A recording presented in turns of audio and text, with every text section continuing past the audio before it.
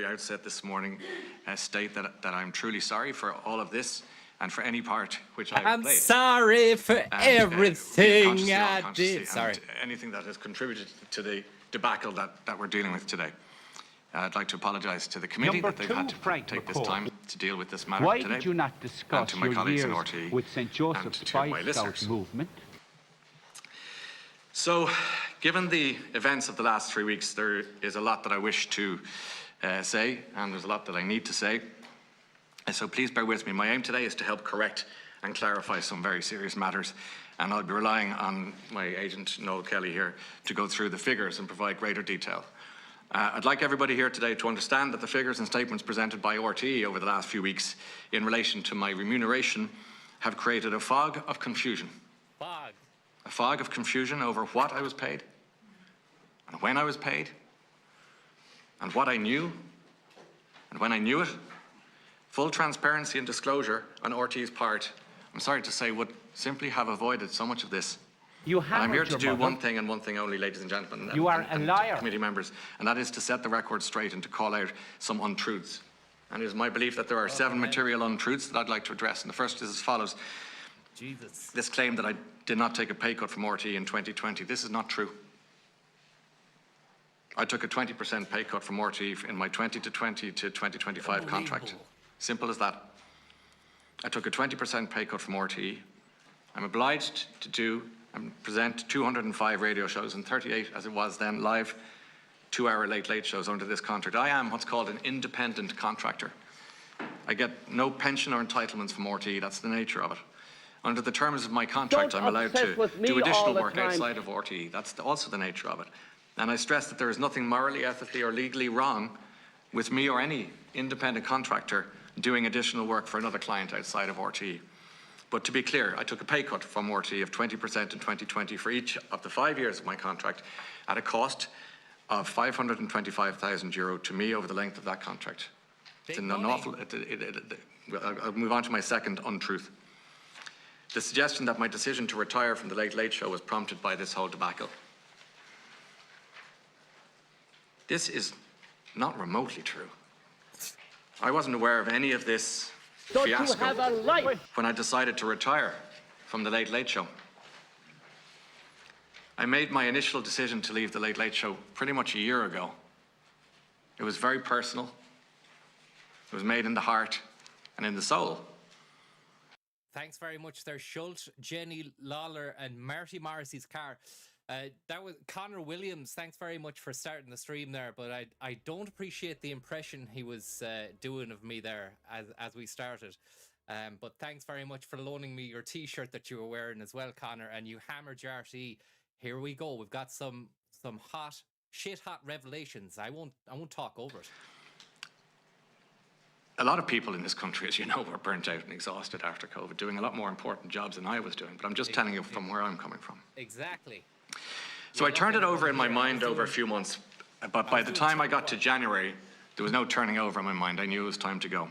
I made the decision. And just to make it abundantly clear, there is zero connection between my departure and this very raw situation of recent weeks. I informed management on March 13th of this year. I first became aware of this Grant Thornton review in May, some 2 months later, and even then I had no inkling of the bombshell which was to come when RTE released their statement on June 22nd.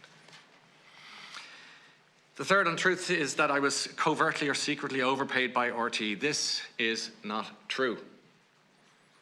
I was not overpaid by RTE at any point. I fully accept I am very, very well paid. I understand that. But I was fully paid in accordance with my contract, which my agent negotiated openly and honestly and in good faith.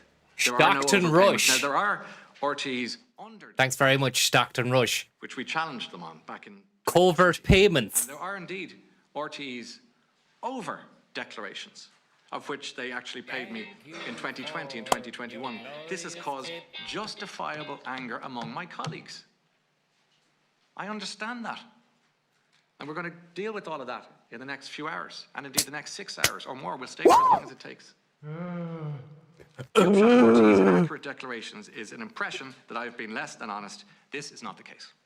The fourth untruth is that I was aware that RTE were trying to conceal payments to me. This is not true. I was not aware that RTE were concealing payments to me. RTE acknowledged this in their statement of June 22nd, 2023, when they stated that Grant Thornton had made no findings against me. The fifth untruth, there was a secret agreement with Renault. How are you getting on? Thanks very much. This is not true. Celtic Tiger Knights and Gargashki. It beggars belief. Think about it. I had a separate commercial agreement with Renault. Renault the basis were of which was involved. that I would make public appearances and perform road shows and things for them. He was doing the Renault road show. The suggestion that was a secret makes no sense. The sixth untruth. A lot of untruths going on here. The of Renault's payment obligations was a secret. This is not true. RTE's underwriting of Renault's payment obligations was not a secret. As the documents we've prepared... Mr. Cutty Knife and Celtic Tiger Knights, thank you very much. Detail, RTE committed and Stockton Rush. February 2020 to provide this guarantee in the early stages of contract negotiations around my 2020 to 25 contract. This is unequivocally confirmed in an email dated critical document 20th of February 2020 from Breda O'Keefe. Why did you not to my agent? It was copied to other members of the executive board, the director general, the RTE solicitor's office, everyone in RTE who needed to know knew. You'll find this on page 10 of the booklet of documents you have in front of you. Will we fuck? Higgy Schmalz, thank you very much, and Slippery Faiths. And finally, the seventh untruth. The seventh untruth, ladies and gentlemen. Of my earnings. When they released the 2017, 18 and 19 earnings, as they did, all in one day, January 20th, 2021. This is a question I did not ask at the time. This is a question I should have asked. I fully accept that. What didn't you ask? You should have been asking what questions. And as clearly as humanly possible. At the end of the 2015 to 20 contract, my agent advised me that I was entitled to a phenomenally large figure payment of €120,000 that has been variously called a loyalty or an end of contract or an exit payment. I did not invoice for that payment. I did not pursue that payment, and I did not receive any payment. The documents provided to you bear this out. Fucking heavy revelations coming out here. If you've just joined us, it's the Public Accounts Committee 2023. The narrative of the last 3 weeks has been that not only did I take this payment, but that I somehow contrived to hide it. So let me reiterate, I actually waived my entitlement to this payment and I didn't receive 1 cent of it. I hid nothing. I had nothing to hide. Lot of fingernail slapping going on in the top there. There's a lot of fingernail tapping going on. He's kept it. The rumour on the street is that Tuberty went and got a fucking manicure earlier on and said to the woman doing the nails, I want a lacquer. Have you got a lacquer for my nails? Because I'm going to be making some heavy points on the fucking mahogany when I get in that committee room. Audited the accounts in these years, 17, 18, 19, had accountancy reasons for Big tripod, Schnuffles, Prig, Jukebox Connors, Lucas Radaby, Hot Judge, Higgy Small, Slippery Face, Cutty Knife, thank you very much. I'm particularly upset and disappointed about the decision and framing of the RTE statement of June 22nd, which inextricably linked my name to this whole fiasco. No. My name was mentioned 15 times in that statement. Why did you not discuss your years with St. Joseph's Spy and I was not Scout consulted movement? Once. I did not have the Grant Thornton report, which RTE had, and which RTE acknowledged made no findings of wrongdoing on my part. I asked RTE to clarify. So far there's a lot of rejection. He's putting the blame. He's throwing RTE under the bus. Pretty much all of the damage was done. But there's a lot of damage done already. In good faith. Thumbs up. I declared my earnings. I paid every cent of tax. Finger up. My employer has acknowledged that. It has engaged in deceptive practices to pay me, practices that were hidden from me. Crazy bit of business. The result, I'm nearly finished. Forgive me for overgoing. The result of this is that I've become the face of a national scandal. I've been accused of being complicit, deceitful and dishonest. I think the statement of June the 22nd was very unhelpful in this regard. Mr. Huxtable, thank you very much. I take full responsibility. I can't say it enough. I take full responsibility for not asking more questions back on January the 20th, 2021, when the figures for that 2017, 18 and 19 were released. I take responsibility for that. I understand. But as has become abundantly clear and obvious in abundant. the last 3 weeks. This highlights the existence of 2 RTEs. 2. The There are RTE we those love who are involved and in the attempting to RTE we... conceal payments, The and who are in a RTE position to that call me swindled or call us. my agent and ask for our help in establishing the full facts. Instead, they chose to hurriedly issue a deeply, deeply damaging statement on June 22nd. which Truly, failed to madly, include the full deeply. facts. I have nothing but respect and admiration for that great number of decent, hard-working people in RTE, my colleagues, my friends. And I'm very sorry for those whose lives have been made difficult with an incessant dripping of new revelations. I'm thinking particularly of my radio show colleagues and friends, that they've had to be put through all of this. For reasons. Incessant dripping, ladies and gentlemen. Incessant dripping. And I want to thank those You colleagues who have are supported a me liar. through these last few weeks. And in closing, I'd like to thank the many people from across the country who've Claire, taken the time thank to you. stop me on the street. Decent Irish citizens taking my shoulder and my elbow in their hands and saying, "You'll get through this." I have Gonna get through foot this. off the ground high of cards and letters from people who have written to Ryan Tubridy, Dublin. And I got them, fair play to the post people in on Pust. And I thank the Irish people for that. I am hopeful that they will see from my statement and my appearance here today that I am determined to inform them of the truth and to demonstrate that I have nothing to hide. And I'm also hopeful that I will soon get back on air to do the job I love. Game Boy. Thank you all for your patience. Roam about a virtual environment with your avatar. 5 minutes for opening statements, and What? we've gone 15 minutes into it. 15 so minutes. I would ask you to, it's normally 5 minutes for them, so I would ask you to, to try and be as brief as you can with it, please. But we do want to give you the opportunity because we're relying. Why did you not mention your well-paid employment Please cooperate. with Noel Kelly? just want to echo everything Ryan says. Renault Ireland have just tipped. Thanks very much to Renault. Here we go. It's the Schlug, man. And to meet the House, because we've huge respect for it, and we haven't spoken to anybody else, and we just Yeah, wanted to get the opportunity to I've seen photographic evidence that this fella is jacking my swag. But He was wearing my kind of style. Sherlock and deputies, thank you for the opportunity to meet with you today. Yeah, I've seen photographs that is nearly, it's like you're wearing his clothes or he's wearing your clothes, fam. And let's hear what he's got to say The past first. 2 weeks has been damaging to RTE, but it's also been hugely damaging to Ryan Tubridy, to myself and to my own business. Earlier today, we circulated a pack which we believe are the key documents that will help understand this crisis. The document runs 39 pages and it includes relevant excerpts from Ryan's 2015 and 2020 contracts with RTE, extracts from the accounts of Ryan's company for the relevant years, various mails which track the back and forth of the negotiations for the 2020 RTE contract with Renault. We've made redactions where necessary, but we've been as transparent as possible to inform you with all the information at our disposal. I want to highlight a number of documents which will go to the heart of the issues. Let me start with Ryan's under-declaration of payments made to Ryan when they were published figures for 17, 18, 19 and in January 21. This issue has caused a lot of distress and it's entirely a mess of RTE's own making. Ryan's contract from 2015, pages 1 to 4 of the pack, clearly states the fees he received in each of the following 5 years, and they're set out in clause 8.1 of the contract. It was 495, 495, 545, 545, 545 for the 5 years. He received those fees. What's he on about? Exactly. Nothing more and nothing less. All right. This is confirmed in the extracts from Ryan's filed accounts, company Tuttle Productions, which we also include in the pack. We note that the accounts of Tuttle Productions run from January to December, whereas RTE's contract ran from September.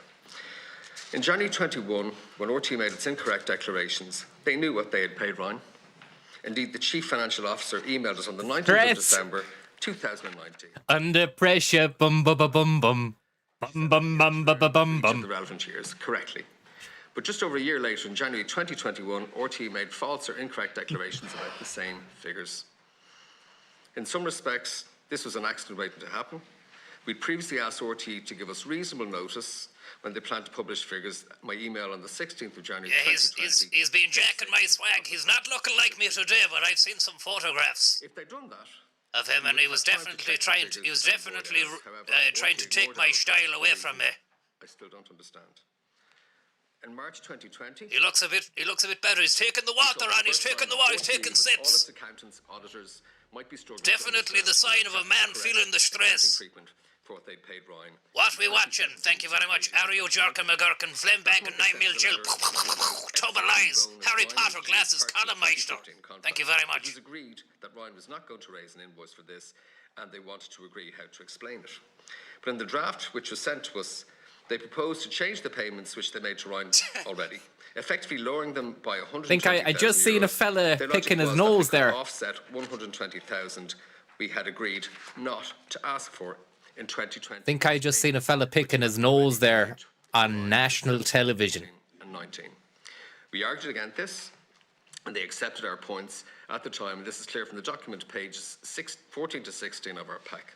For some reason, Stress however, knots, says it looked like Kieran. confused thinking returned, and they published again the wrong figures in January 2021, effectively causing his reputation damage to Ryan in the process. Huge reputational damage, sorry. One important point I should add.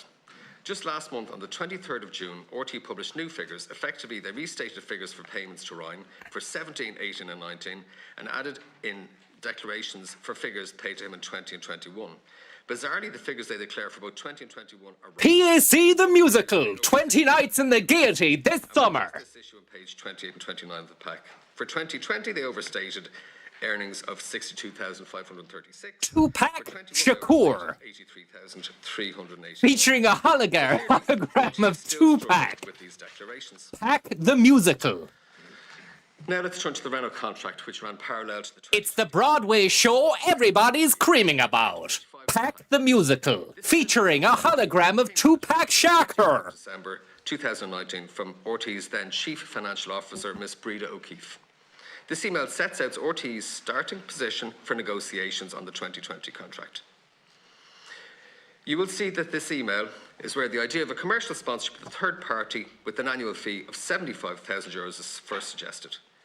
This comes from... Featuring guest appearances from Tupac Shakur the hologram and none other than Pac-Man the video game man and Mrs. Pac-Man as well. This Renault contract. This is perhaps the most shocking revelation of this morning. Since this controversy began, RT tried to distance themselves from this decision. Effectively, they have blamed the former Director General D. Forbes for doing a solo run and giving a verbal commitment to underwrite the contract on a Zoom call in May. RT executives had said how there was a strong pushback all the time against the idea of underwriting the agreement. That is incorrect. I refer you to page 10 of the pack. So at the time, Ms. Breda O'Keefe was Chief Financial Officer of RTE. Lot of waffle. This is going to go on for 6 hours, I hear. Slush Puppy, thank you very much. Tubbs COVID account, thank you very much. Say nothing, good lad. Another member of the Executive Board, the then Director General and RTE's solicitor. In this email, Ms. Breda O'Keefe responds in red to various points which had been discussed. She states at the top of the email that this is our final position. As negotiations go back and forth, this is our final position in respect of the new contract. On the last paragraph, on this page, I've Ms. just O'Keefe, on behalf of... realised that he is still being employed or still being paid, so this is all on the public purse as well. There was no secret. There is no secret. There was no secret. To our surprise, Ms. O'Keefe told the committee last week... Thank you very much, Biggie Schmalls. in March, that there was no support to provide And that Yup type of the guarantee. FGS, thank And you no very such much. guarantee was on offer. And Ryan Pack Dyer, thank you very much. Making exactly that offer a month earlier. Don't you have a life? Last week, nobody from RTE here with Miss O'Keefe challenged her when she said that.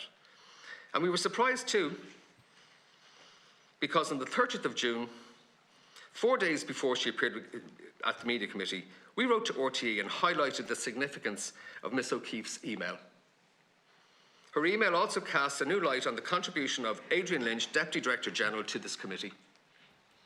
Mr. Lynch told the committee that agreement was to give underwrite, the contract was given verbally on a Zoom call with NK Management on the 7th of May by the then Director General, and he described this as significant point at the centre of this. RTÉ had tried to portray the guarantee as the decision given late in the negotiations on a Zoom call by G. Forbes without the awareness of the Executive Board. Clearly this is not correct. The decision was taken early by RTÉ and known widely within the Executive Board and RTÉ. So let me move to the invoicing arrangements for Renault contract. Our document pack shows that RTÉ did not just suggest the idea of the contract with Renault, it oversaw every development and implementation of same. We were happy with that. We knew Renault was a major sponsor for RTÉ, so RTÉ would be committed to keeping them happy. We knew the contract with Renault was a separate contract from Ryan's independent contractor services Ryan had for RTÉ for radio and TV work. We understood that Ryan would have to do extra work for Renault, but that was no difference to the other work that Ryan would do for the BBC or with his publishers, etc. This was just a separate commercial agreement. Ryan was agreeing to a substantial pay cut from RTÉ, and he was entitled to seek other work outside of RTÉ. There was nothing secret about this. Nothing secret about this, far from it. The contract required Ryan to do public appearances for Renault, which they could seek and expect attention, and indeed they did.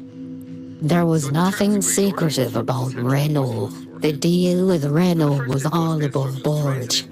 Renault. Renault.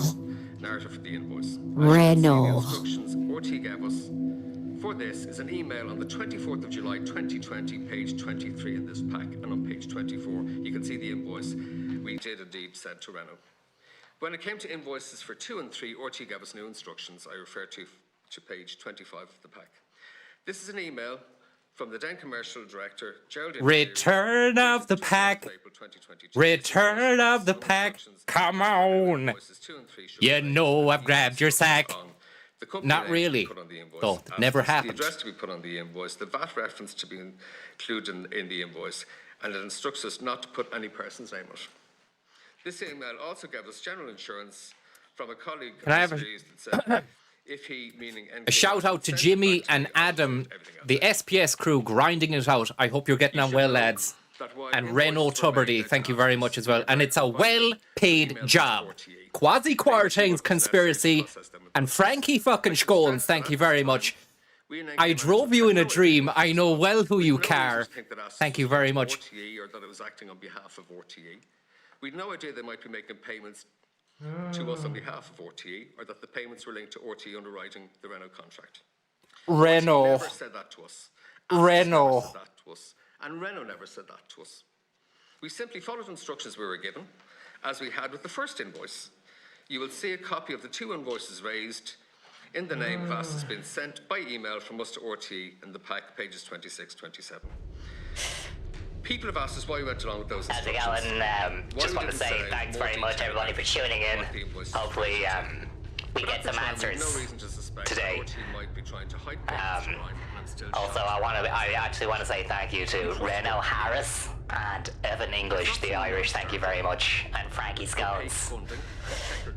So far, we've had allegations of financial misdoing or wrongdoing on behalf of RTÉ. It's getting deep. It has internal and external auditors. It has a heavyweight board. Teams and I just want to say thanks very much to Larry Goodman's horsemeat and none other than Anaconda G with the 4 Tweezy and the Heezy. Thanks very much for that as well. That is what we assumed too. Why would we suspect that there were instant creep? And it was a beautiful bit of waffle there from the man himself, Noel Kelly, who's the style jacker. Tried to jack my style. And Anaconda G with a lovely 4 Tweezy coming in the house there. Lovely stuff. Sorry there, Tom, for I was just, when you were doing your instant cream play there, I was copying your voice. I'm sorry about that. Yeah, well look, I've had it up to here with people jacking the swag. That Noel Kelly buck is one of them. I don't need any cheek from you yourself as well. That Ryan had just signed up to new cuts in his 2020 contract of 525,000. Did he just say Ryan had signed up to boot cuts? Of 120,000. Or new cuts? For more cuts, given the size of those cuts. And to conclude, ladies and gentlemen. Well, given the size of the boot cuts that Noel Kelly was seen wearing. At the highest level. I wouldn't really believe anything he's saying. I wouldn't believe a word out of this lad's mouth. But I would, though. I would actually, just on the record, I'd believe it all, just in case I get sued. He raises tens of millions for charities through the toy show, various appeals. We've heard a lot about RT's public service ethos. A lot about it. Let's call a spade a spade. RT is a hybrid organisation. It's a hybrid, skunk. RT is a hybrid organisation. It blends all the euphoria of a heavy sativa dominant hit with a beautiful, beautiful. Ryan and I have attracted lie back and dream sort of indica vibe as well, with with your Nationwide and your kind of chillax programs like that. Your kind of Home in the Sun and how to buy a cheap house in Ireland. All the property shows that you get. It's great to see all our money being put towards that sort of stuff as well. In the current climate, when you can't even buy a home or even rent a house, it's great to be teased daily with those programs. RT Slushland, thank you very much. Steve Jennings, thank you very much. Smelly Kelly rubs belly, thanks very much as well. Thank you. Thanks for those opening statements. Just before we move to the committee members, there's one issue, Mr. Tubridy, you might clarify for me. The issue of the 75,000 payments, obviously the invoices for that was what brought this to light in March when the auditors found them. And when I first heard about this, and I wanted to ask you this morning, just to set the scene for this meeting, that that 75,000 shortfall gap that had to be made up, call it what you like, additional payment, the country was shut down. Thousands of my constituents and people around the country were on €200 or €300 a week pandemic payment. And you and your agent, between you, did you have any doubts about the merits of that or the credibility of looking, to make up that 75,000 at that particular point? Sensual piece of tubthing, thank you very much. It's a sensual piece of tubthing. It's good viewing. Let's see if there's a good answer to this question here, and we'll try and do a bit of Adam Curtis burial sort of stuff to it as well. Hopefully, it won't ruin everything. For that and your own credibility. I appreciate the question and the kind words. Short answers, because I'll keep them short. I think what I'm going to be saying a lot today, which is in relation to that. In relation to that is that my agent and friend Noel Kelly, it's his job to get the best deal as he sees it for his client and clients. On your instructions, Mr. Tubridy. Well, you could say that, yeah, of course. I mean, he would absolutely try and get what he considers to be the best deal. Did you have any doubts in those discussions that you had between you back in the earlier part of 2020? I think it would be fair to say about the merits of it. In terms of the financial implications of the commercial side of RT. This is the story about a man who will pay money by Renault. Did you have doubts about the public optics of this and the possible reputational damage of looking for that 75,000 in those circumstances, yes or no? And did you discuss the merits of that? That's all I want to know. I would say that I would always have doubts about doing too much. And did you discuss that with your agent? Could you feed us in the chat, please? Could you feed us lines from fucking Adam Curtis sort of stuff that will fit this particular thing? I'll put the voiceover on, do the burial tune, and try and do something with it live. Thanks very much. It can be a collaborative effort then. George Washington's Ghost, thank you very much. I say you do your job and I do mine, and that's how it works. But you knew that this gap had to be made up, and this 75,000 had to be magicked up somewhere or another, for want of a better term. I trust in the process. Yes. So you've clarified that you have no doubts about the merits, the credibility, or the possible reputational damage. That wasn't discussed. That was not discussed. Okay, thank you. Thank you. Deputy Imelda Munster, 15 minutes. Good morning to our guests, or witnesses rather. Fuck it. I just want to start off with the tripartite agreement, Mr. Kelly. Just to I fucked it up. I fucked it up, but there was some good lines there. Wait a sec. Now, I'm going to go for it again. I'll go for it again. Tell us briefly, how did that actually come about? What was the reason for it? I'll just refer to some of my notes, if you don't mind. How it came about, it was an RTE initiative. RTE Renault's obviously... But, yeah, OK, sorry, just for a second. It was an RTE initiative, but it had to stem from somewhere. You said in your opening statement that Ryan was agreeing to a substantial pay cut from RTE. So did it come about on the basis of you negotiating with RTE? No, it had right, no... So how did it come about? It had no relation. Ryan's contract is for 205 radio shows, and it's for 38 two-hour TV shows. This was a totally separate agreement, and it came about because Renault and RTE wanted Ryan to do more work around the sponsorship, wanted him to do... This is the story about a man who was paid money by Renault. We live in a time when all elites, whether on the left or the right, believe in rigid rules that say there is no alternative to the present political and economic system. The sponsor wanted us to do activity to embellish the sponsorship around the dealers. But why would RTE... Journalists, whose job is to pull back and tell dramatic stories that bring power to focus, find it impossible because things like economic theory are both incomprehensible and, above all, boring. Why would RTE and who in RTE came to you and said, listen, we want to look after Ryan? This was a new kind of deal. A Renault Clio-based deal. You did not initiate that in any shape or form. The spectacle of TDs greedily grasping their opportunity to feel morality superior is frustrating. Most of them are on the take and never say no to a lovely pile of free money. Under the contract, the proposed terms of the new contract, this came from Reid O'Keefe and was copied to other people as well. So they wanted Ryan, and Renault had wanted Ryan to do... Renault. To meet... Papa Nicole, huh? The relationship with the sponsor... There's a lot of paper shuffling going on. There's a lot of looking for figures, but there's no answers coming in. The relationship is with RTE, and the relationship is... It's probably the biggest sponsorship. So RTE contacted you and said, listen, we're a little bit concerned. Ryan is taking a pay cut. We want to set up a separate deal. This is nothing about pay cuts. Magax, thank you very much. Magax asks, is Tubridy's agent Tucker Suleiman from Dragon's Den? I haven't watched Dragon's Den in a while, but he does look dragon-esque.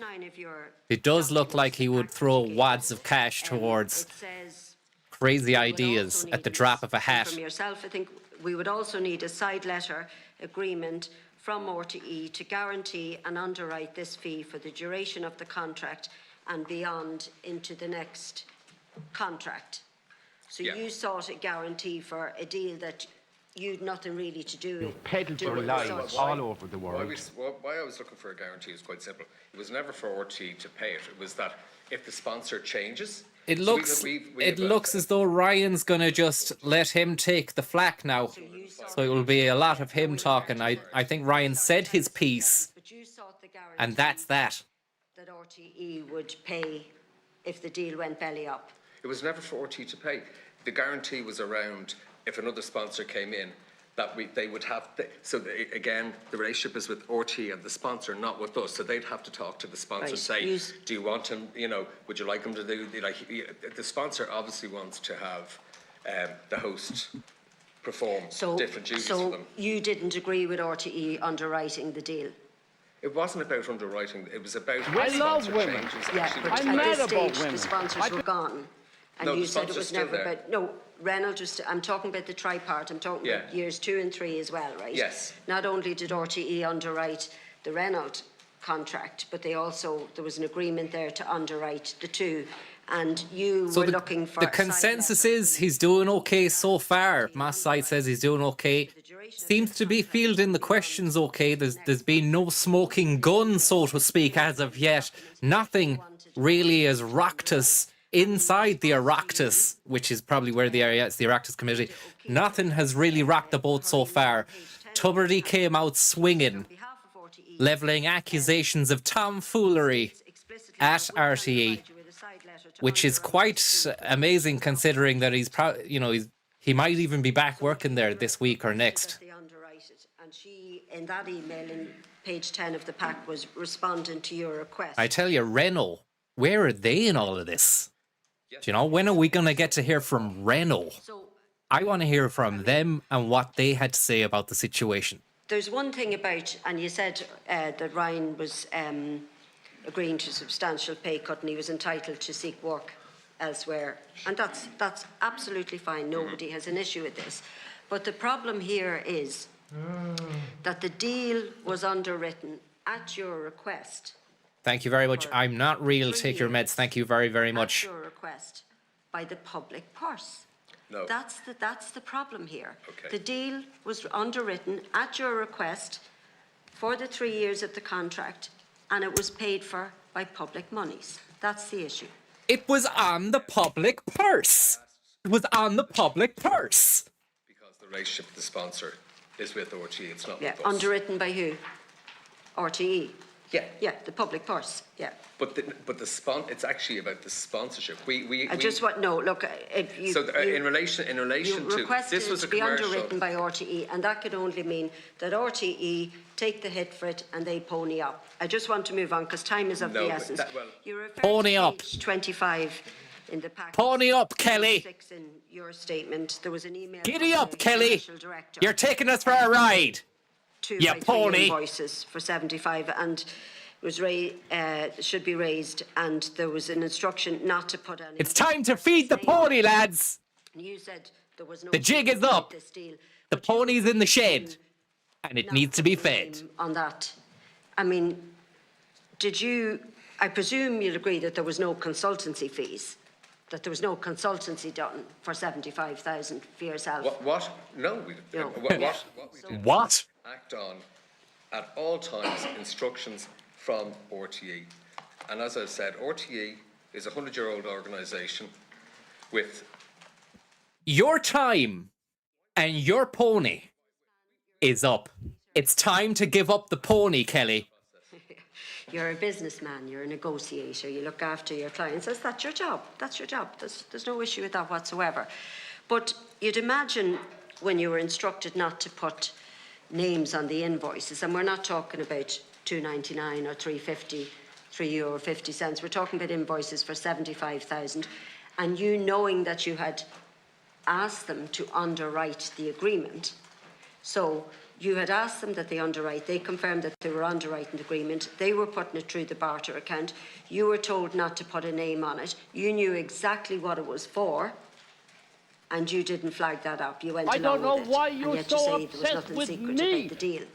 There was nothing secret. We simply acted under instructions from RTE. Yeah. But you knew they were underwriting the deal, and you knew that was the 75,000 payment that was due to Mr. Tuberty. But you didn't put any. We simply acted under instructions from RTE. So that's fair enough. Crazy bit of business. That was pony money. We're talking absolute €350,000 worth of pony. And that at some point you Telling were you, Tom, informed. they might have made a fucking bollocks out of us, When was that? but they'll never make a fucking pony out of me. Informed you, or who and when? That was May. I'm not sure I understand what you mean, but they're taking the piss, the pony and the biscuit, these boys. 23rd. And that would have been from RTE's legal office. Their legal office, which would have been who exactly? From somebody from RTE's legal office. Sorry? 26. Yeah. Oh, 26th of heavy shuffling of papers. Heavy shuffling. Thank you. Okay. So Embarrassing. This is very, very embarrassing for these guys. And that was the 26th of May 2023. Okay, and so RTE knew, Grant Thornton knew, you knew. Did you tell your client about it? Yes, we would have informed our client, of course, but that was the first that we had heard. About it. That was the 26th of May. Yeah. I just want to come to Mr. Tuberty, if I can, please. And there's just, in 2019, you might have seen this out in the public domain recently, that you were launching the St Vincent de Paul Christmas appeal, and when you were interviewed, you were said that you were haunted. Fucking St. Vincent de Pony, more like. With the pony money they were making. Pony up the dough, lads. RTE's cost-cutting measures gracefully, and when it comes to this sort of issue, that's not something you've ever been found wanting on. But these lads, here we are. these boys won't be found wanting, all right. There'll be no want from these boys. Not after the fucking pony money that was shuffled into the shed. I wouldn't characterise that as a pay cut being subsidised by any deal. I also. But that's what it looks I would also, like. with respect, Deputy, I would also urge you not to conflate somebody being well paid with somebody who might not have a conscience, particularly with the work that you mentioned, St. Vincent de Paul. It's a charity I have enormous time for since I was a child. No, I'm sure, in fairness, sorry, just 1 second, because we're asking questions. But please, Minister, sorry, Minister,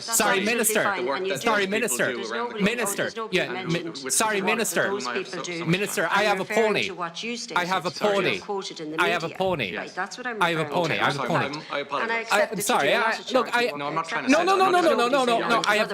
Sorry, Deputy, I appreciate that. Deputy, I have a Renault pony. Renault gave me a pony.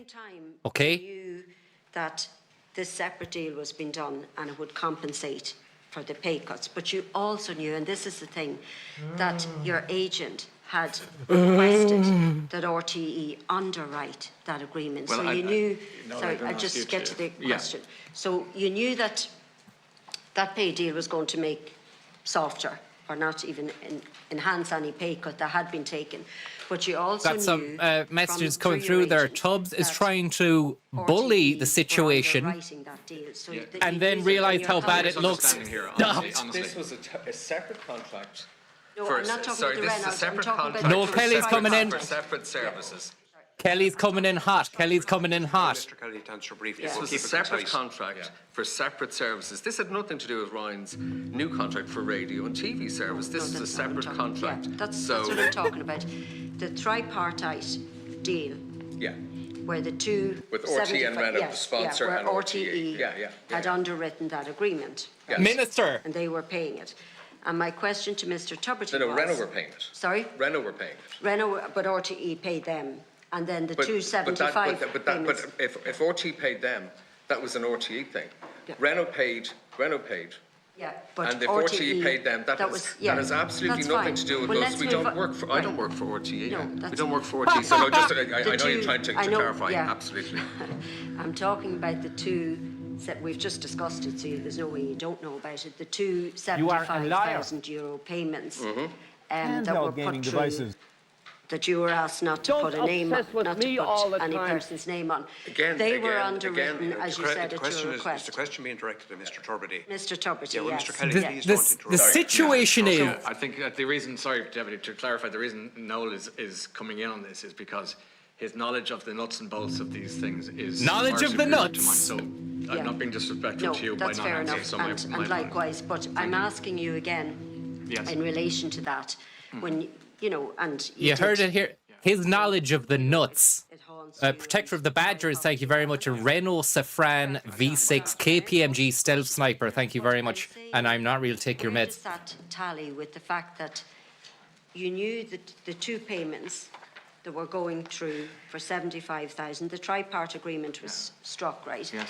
You knew that they were... Apparently Noel Kelly has nut knowledge. This is hot off the press from Ryan Tuberty. You heard it there. His knowledge was of nuts. Pure nut knowledge. It was the licence fee holders that were paying... He's saying he knows nothing. There was a relationship with Renault that would sort that out. No, the second and third one we're talking about. Yeah.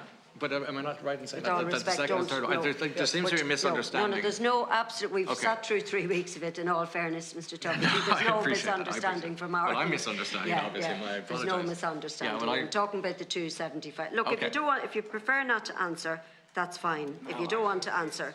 No, I'm happy to answer. I just feel that I was always under the impression that money was from Renault. From Renault, yes. You received 340. Drive the new Renault tripartite, starting at €75,000. drive the new Renault tripartite tonight. I really dispute that. Okay, so we're going to move on because we just have to keep moving because we're full attendance here. Keep it moving, baby, keep it moving tonight. And thank you to the witnesses for attending. I believe he was awful close there to saying that money was just, I knew nothing, that money was just resting. It sounded like it was going down that road. Thanks very much to Renault Tripartite there for the tip. We've got a situation of brewing. Who's this guy? Everything else that's open to us, from Spotify to podcasts to everything else. Spotify. We're like most people who are big radio listeners in our house, and you were in our kitchen 5 mornings a week. What? Big shock revelations here. Ryan Tubridy was in this man's kitchen 5 nights a week, 5 mornings a night. Bilbo Naggins, thanks for the tip. Together during COVID in particular and during the recessions, we believed you. And I think that's why we feel so shattered by this story. Now, you've set out a very strong rebuttal here. It's clear that RTE, when they appear before us again on Thursday, are going to have a very serious set of questions that they have to answer. But the fact remains, public trust in our public broadcaster and in you, for right or for wrong, has been shattered. And that has to be rebuilt. And maybe today is the start, and we'll see. I wanted to ask you just... We must rebuild. Was it true you engaged the Service of Crisis Comms team before appearing today, either internal or external? We did assemble a team of people to talk with and to get the best advice. I was always told that by relative of mine, to always surround yourself with people smarter than you. So yeah, of course, I spoke to people. Yeah, were people in pay in order to offer crisis comms advice, either internal or external? I presume they weren't doing it for free, of course. In the murky world of media, where public influence converges with private interests, a troubling tale unfolds. Enter the enigmatic figure of a TV personality, whose role as a public broadcaster should embody the principles of impartiality and integrity. Yet, behind the scenes, a web of unethical practices emerges, revealing a disconcerting truth about the influence of private money on those who are meant to serve the public. In this intricate dance of power and profit, the lines between the public and private realms blur. A TV personality, entrusted with the responsibility of informing and educating the masses, succumbs to the allure of financial gain from private businesses. What was once a bastion of independent thought and critical discourse, now finds itself entangled in a dangerous liaison with the very forces it should be scrutinizing. Is that inclusive or exclusive of the €75,000 that you were receiving, either from Renault? Thanks very much there to, sorry, the mic is coming in hot there. Thanks to Bilbo Naggins for writing that and sending that to me there just a minute ago. Thank you very much. There's still more. There's more of it. We can dip back into it in a minute. This 20% refers to the payment direct from RTE. Frankie Scones, thank you very much. Aractus Arrangements, thank you very much. CV and Kiki Stockhammer. Can we confirm that Conor Williams is in the Noel Kelly flock? Word on the street is he was taking huge bungs for positive TikToks. I can neither confirm nor deny. He did start this beginning of this stream. He gave me this t-shirt, actually. He did get the stream up and running. I don't know what he was doing in my house. It was a strange scene. It was probably not unlike the scene of Ryan Tubridy in that man's kitchen 5 mornings a night. I just have to contest that we regard this as separate. Now, the email over and back that we see in the contract negotiations are shocking to, I think, all of the members for a number of reasons. One being the number of people who are actually included. I think we might actually have Conor there. Conor, are you there, Con? Clearly to the fact that actually it's not separate. It is part of the RTE contracting. No, it's not part of the within.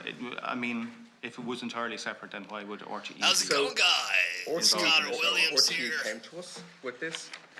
Like at all times, watching everything the pack, to do with this contract was under instruction from RTE. But it was the contract. And so far, so tasty.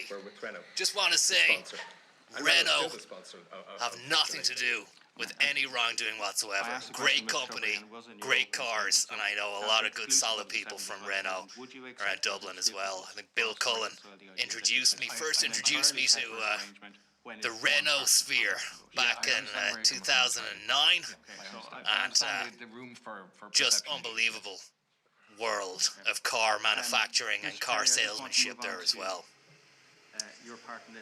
But as for Kelly, Noel Kelly knows what he's doing. Noel Kelly. And he is a great, great pony smith and pony shire. We know that the two problematic invoices were presented to D. Forbes on the 8th of March. We know that Renault knew nothing. Whenever he took his decision, he announced it on the 16th of March.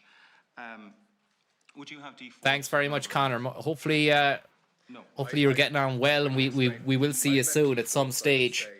And this is like but there's so many untruths and so many stuff. I'm finding bizarre stuff. I've only ever met Dee Forbes with her legal team and with her lawyers.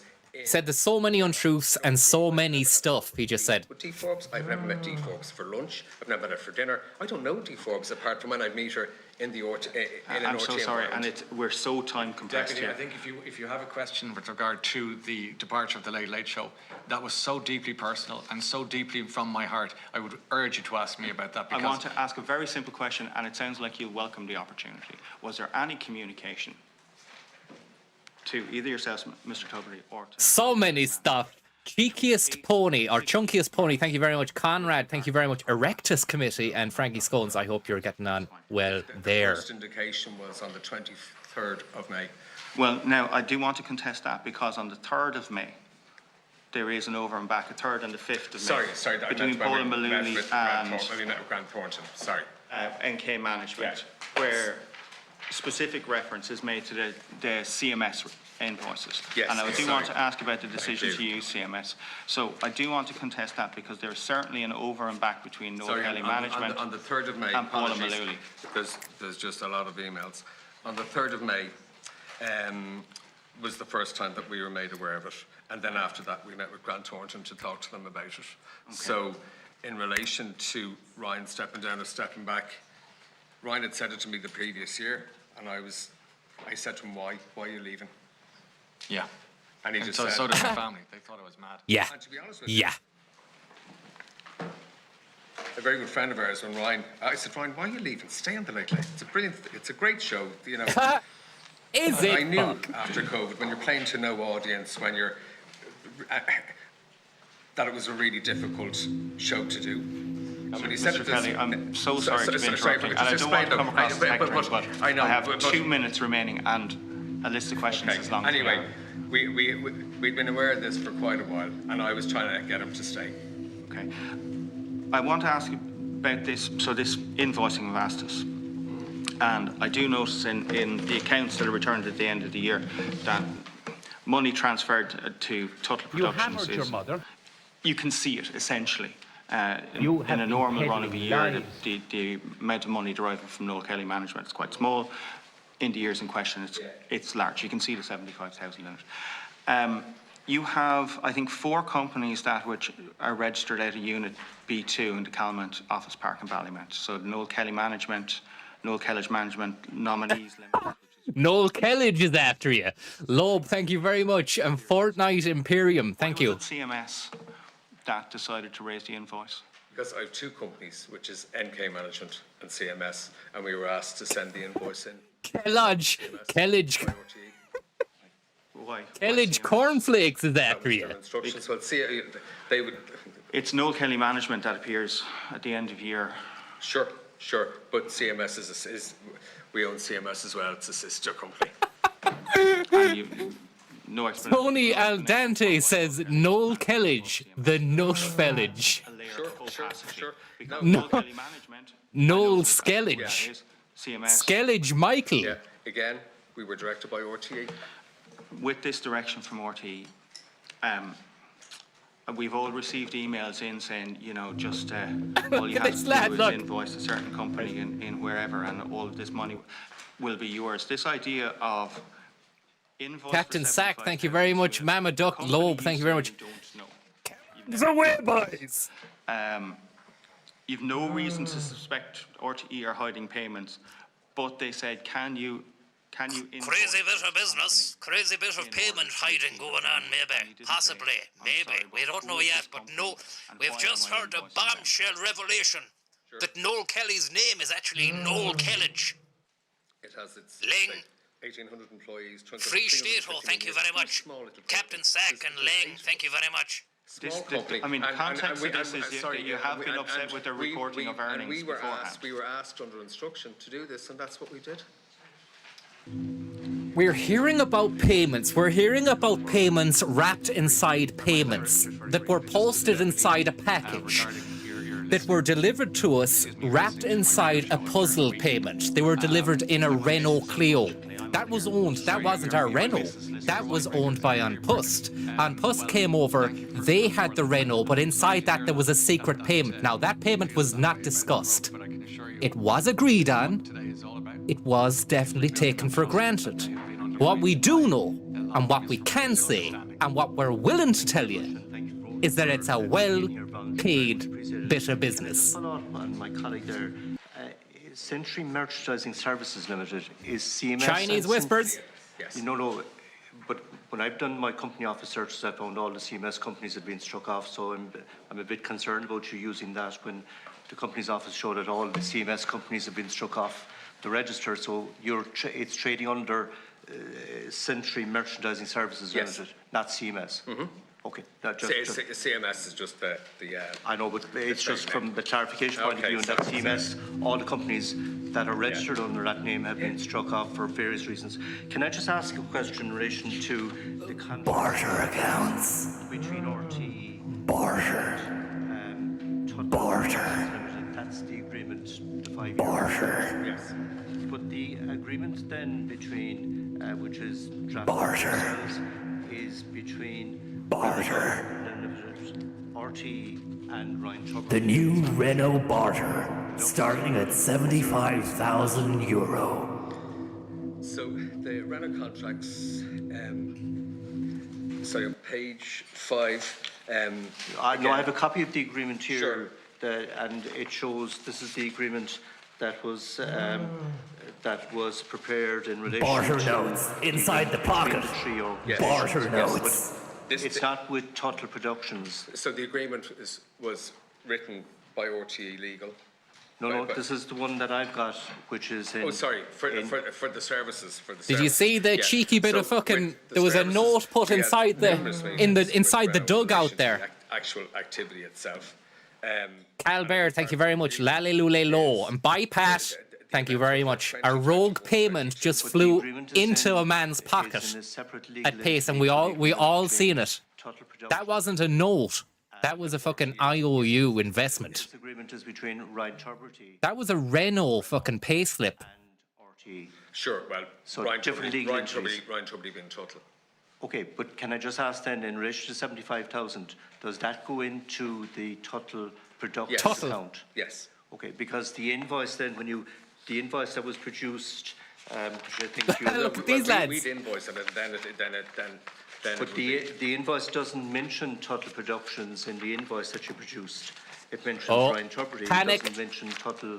Look at this, lads. Panic setting in. They've got their fucking facts and figures wrong. They're looking for numbers. They're scrambling around. Their papers are being shuffled. So we were directed again by RT Legal to put down Ryan Tuberty bespoke partnership between Renault Ireland and Ryan Tuberty included personal appearances and program of activity. But if the agreement is ongoing with Tuttle Productions, why then send out the invoice in his Renault, thank you very much. Person's name rather than the agreement is with Renault, RTE, the invoicing, and obviously Ryan is the service. Where's he going? Where's that guy going? We invoice on behalf of Ryan, and then I know, but from a legal point of view, what I'm saying to you is that there seems to be two different legal entities: one Tuttle Productions, the other one Ryan. No, there's Ryan. But the agreements show that. So no, that's the Renault and the Ryan Tuberty invoice. There's only Tuttle Productions, which is Ryan Tuberty's What's the story with this fucking Tuttle? Who's Tuttle? Tuttle this, Tuttle that, Tuttle butt, scuttlebutt, Tuttle Productions. To an English company or a company based in the UK, did you not raise Fox in the grass? Thank you very much. Because obviously, if it's made out to a UK company, you're then not putting in for VAT or anything else, yet the service was delivered in Ireland. We, again, under instruction from RTE, we Well, no, but I mean, in fairness, you're a separate legal entity to RTE. But sorry, should you not have asked further questions on that? We sent the invoices into What's RTE. that noise there? Did you hear that? Yeah, but when you were asked to send in the invoices, you were asked to make out the invoices. When, you were asked to make them out for a UK company, did it not raise concerns from your point of view as regards, to make sure that you were not doing anything which was, where the service, in particular where the service was delivered here in Ireland, the service wasn't delivered in the UK. Sure. It was delivered to RTE, to Renault. Renault for Sam, thank you very much. And Dog and Pony Show, who says, with the €345,000, I run a tripart agreement. I have agreements in Renault, in RTE, and in Tuttle Productions. And let me tell you something. Try it sometime. You're going completely off the question, David. And look at this. Trying to ask you, David, you just put that question Who's straight that, lad? again because it's a very direct question. The direct question is, when the invoice was made out, it was made out to a UK company. What I'm saying is that the service was delivered in Ireland for Irish companies, basically RTE and Renault, who are here in Ireland. Did that not raise concerns, which you, from an accounting point of view yourselves, that you were being asked now to bill a UK company? You say in your statement that you knew nothing about the barter account. You never dealt with a barter account before. This is the first time dealing with it. Did you not raise questions as to why you should make it out to a UK company? Okay, well, if I could just, in relation to that. Paul Gascoigne, thank you very much. Wasn't that more reason for raising the question? No, if you didn't know about it. But we presumed that they had a relationship with Renault. And we followed the instructions exactly and subsequently got paid. Did you raise that question with Renault to know, was this the reason why? Was this the connection rather than sending it in? Remember, it was RTE were giving you the instructions, not Renault. Therefore, should you not have raised that question? Renault this, Renault that. We didn't raise the question because it was under instruction from RTE. Okay, can I just ask in relation to page in the Grant Thornton report, paragraph 22G, it raises the fact about that the Director General was not involved in dealing, signing or implementation of this agreement, being the tripartite agreement. Was there? Because this seems to be, we're being furnished certain names, but we're not being given all the names. And I'm just wondering, who exactly was there that knew about all of this agreement? Sorry, so... Okay, you were involved there, but who from RTE was there that was involved in this agreement? So, from legal, Trish Whelan, from finance, Breed O'Keefe, the CEO, and then somebody on the exec. I'm fucking really annoyed because I can't find. I seen a picture that somebody did, and I don't know where to find it. But it's the picture of Noel Kelly in the pinstripe suit and Ryan Tubridy, the one that everyone was looking at there over the past week. But someone had photoshopped their heads around, so Tubridy's face was on Noel Kelly's head, and Noel Kelly's face was on Tubridy's head, and I nearly pissed myself this morning looking at it. It was the best way of waking up ever, obviously not pissing yourself, but I laughed and laughed about 15 minutes. If anybody can find that, because I gotta hand it to you, whoever made that, it's hilarious stuff. If you can if anyone knows where to find that and can send it to me, because we could put it up and you'll all get a good laugh out of that. I can't find it now. I wish I'd have saved it. And at the moment, there's a lot of paper rustling, a lot of panic setting in. The boys don't know what to answer or who to answer to. Sorry, who? My apologies. So, Katrina. Ryan's having a stretch there. Solicitor's office. From RTE's office, yes. And was there anyone else there? Trish Whelan from the solicitor's office as well. Okay, all right, okay. Can I just move on there to Ryan Tubridy yourself, Mr. Tubridy?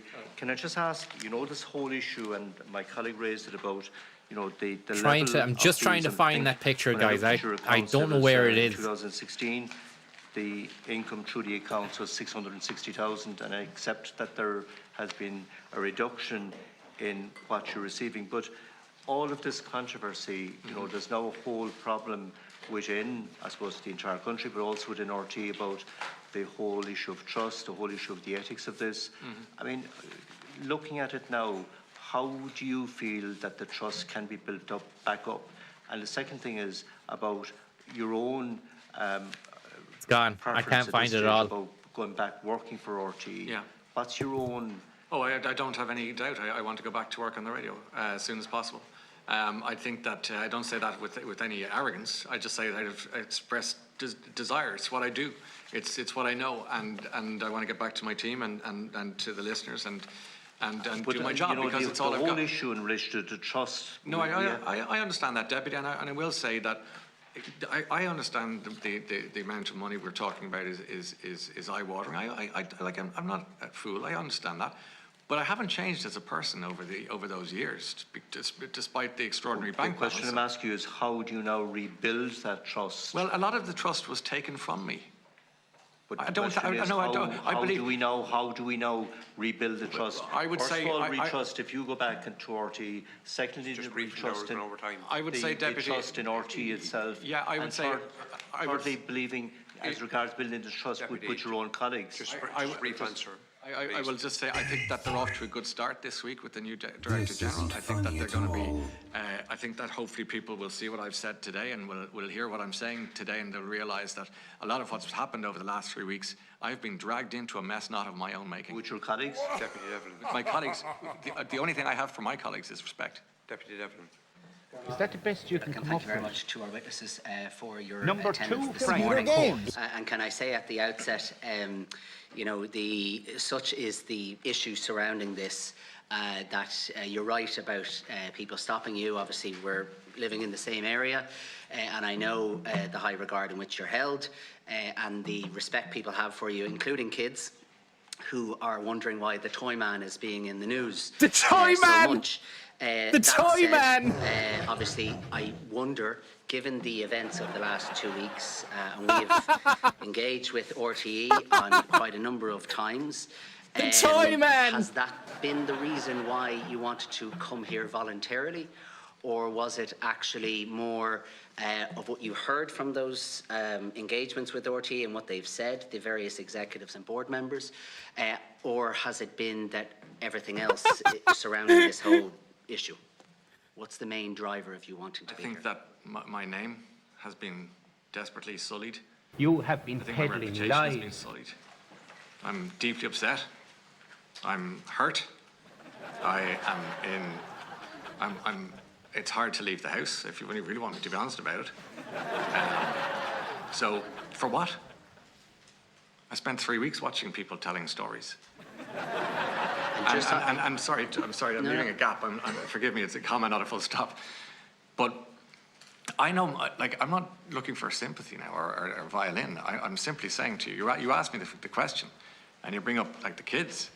My relationship with the children of Ireland is so important to me. I know that sounds grandiose, but actually it is. I want them to be happy and hopeful and proud to be Irish and read lots of books and just be wonderful young people. That doesn't change, but what's happened in the last 3 weeks,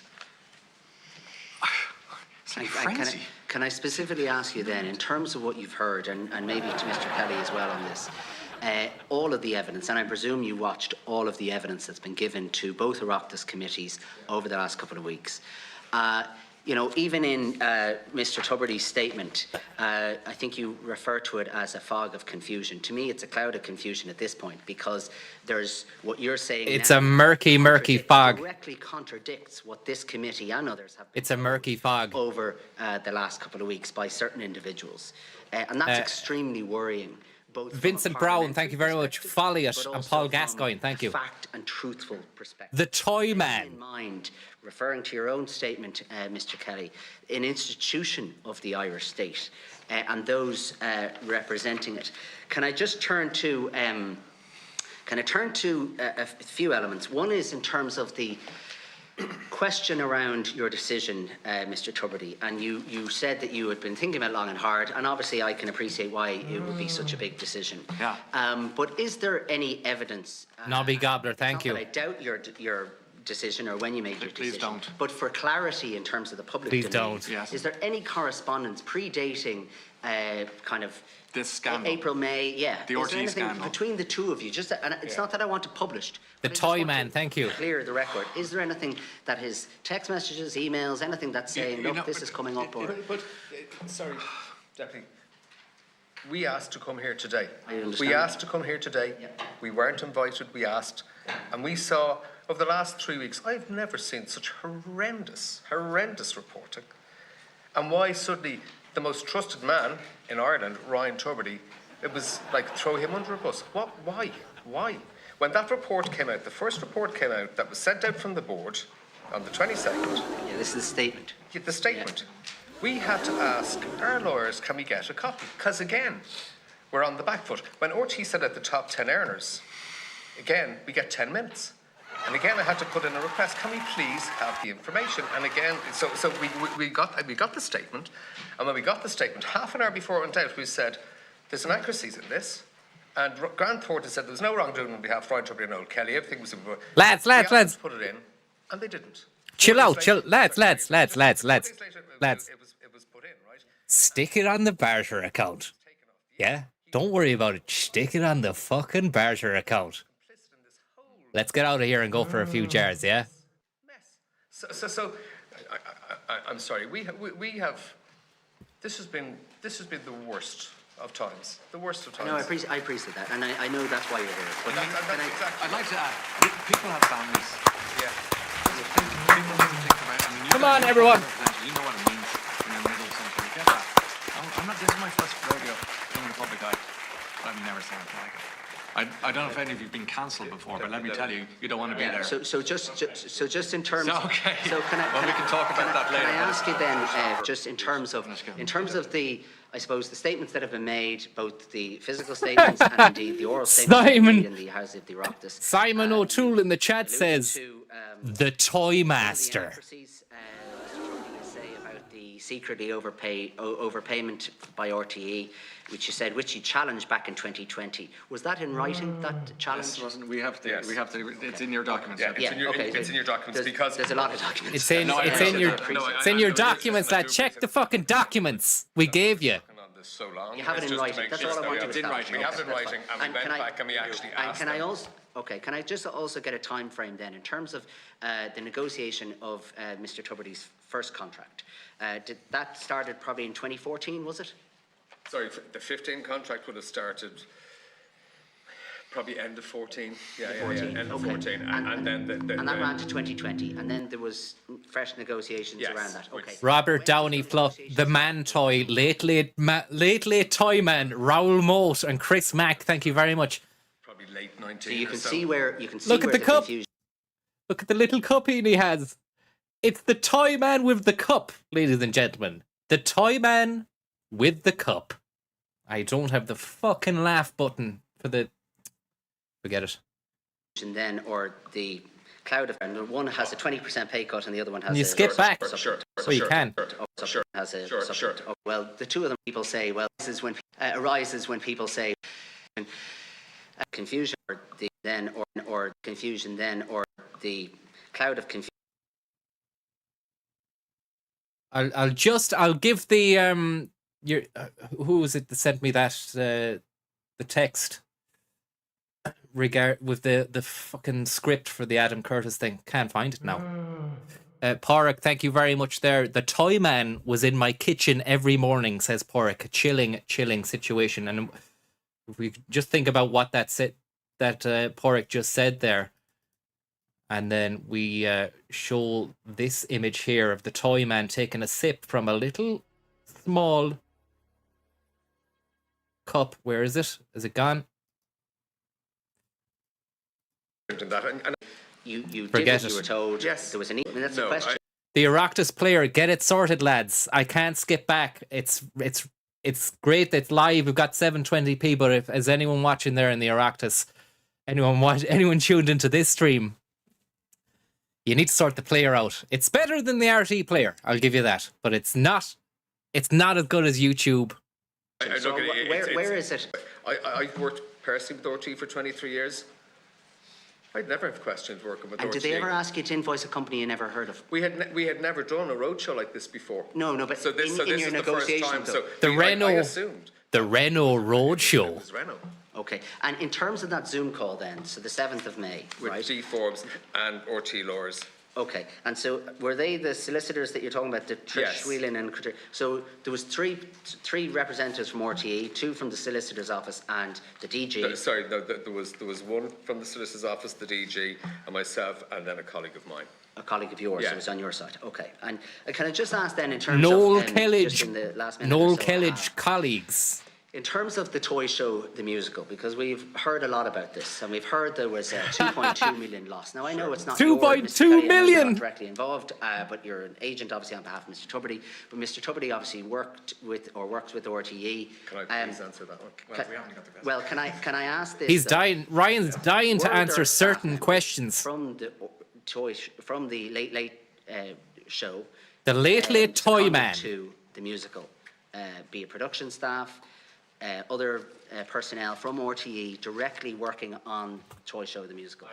The toy show, the musical was something I had nothing to do with. So I know, but are think you it's aware only, of anybody I think it's who's- only fair to say that you should put those questions to Well, we people in have, RTE yeah. about that, because in fairness, like that was not my. You're not aware of any staff that were No, if seconded there's- to from RTE to the Toy Show the No, musical? there might have been people working in parallel, but seconded is probably too strong a word. Okay, and then just in the last couple of seconds, can I just ask, probably Mr. Tubridy, given that you're the face, as was said earlier, of this issue. Yeah, that's been unfortunate. This is the story about a musical about the Late Toy Show, which cost €2.2 million. The public plus. What has been the biggest inaccuracy that you've heard that you say? It was touted as one of the biggest new musical sensations to hit the country. But this was a lie. Deputy John Brady, 10 minutes. I'd like to welcome our witnesses here this morning before the committee, and hopefully this meeting will go some way towards getting transparency, something that I think has been missing up until this point. I just want to establish a timeline, a clear timeline as to who knew what and when.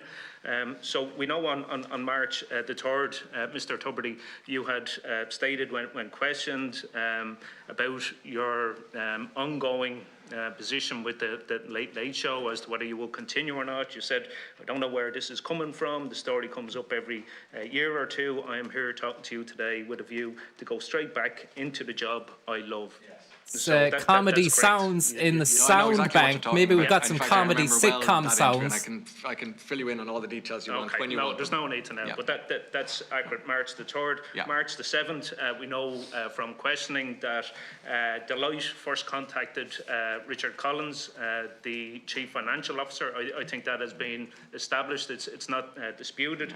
We know Mr. Collins then on March the 8th contacted D. Forbes to get to the bottom as to the nature of those two invoices that we know had been issued. That's not up for dispute. Now, it was suggested or it was stated that a meeting took place between Mr. Tom, have you Kelly, anything to say about and this? someone within RTE the week beginning. It's a crazy bit of business.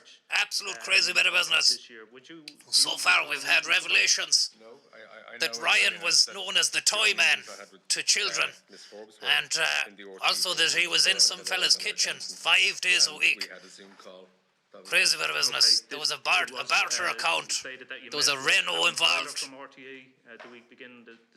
and that Noel Kellogg had no idea about what was going on, financial impropriety, what was going on inside RTA. When did you notify RTE that you were going to... Sorry.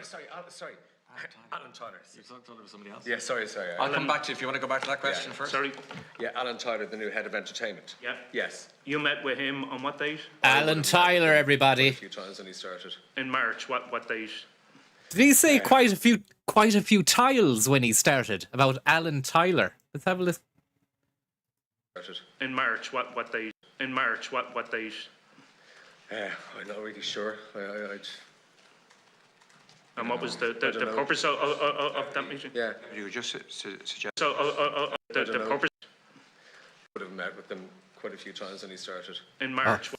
He said, I met with him quite a few times when he started. I thought he said he had quite a few tiles when he started, and his name was Tyler as well. Maybe there was some further development in this murky kind of thing that somebody was getting a kickback of tiles. Maybe he was getting a kitchen done, and then there was tiles going. Maybe there was like a sponsorship from Right Price Tiles or any of that sort of jazz. But I'm sure it'll all come to light.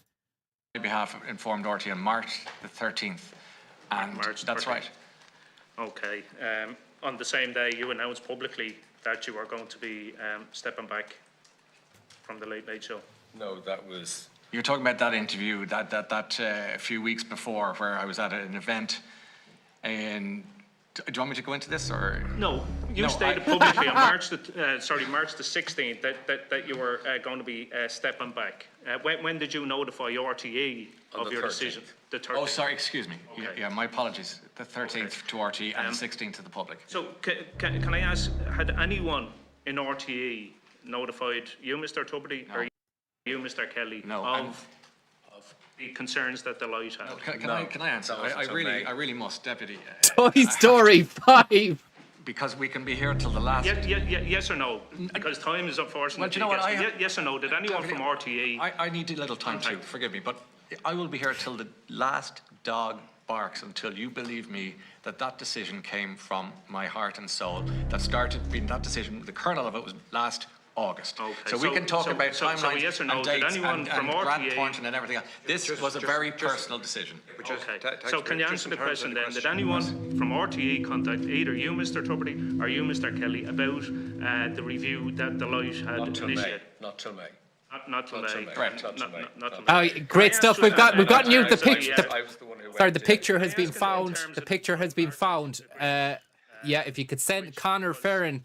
I don't know how you would go about channeling this picture to me.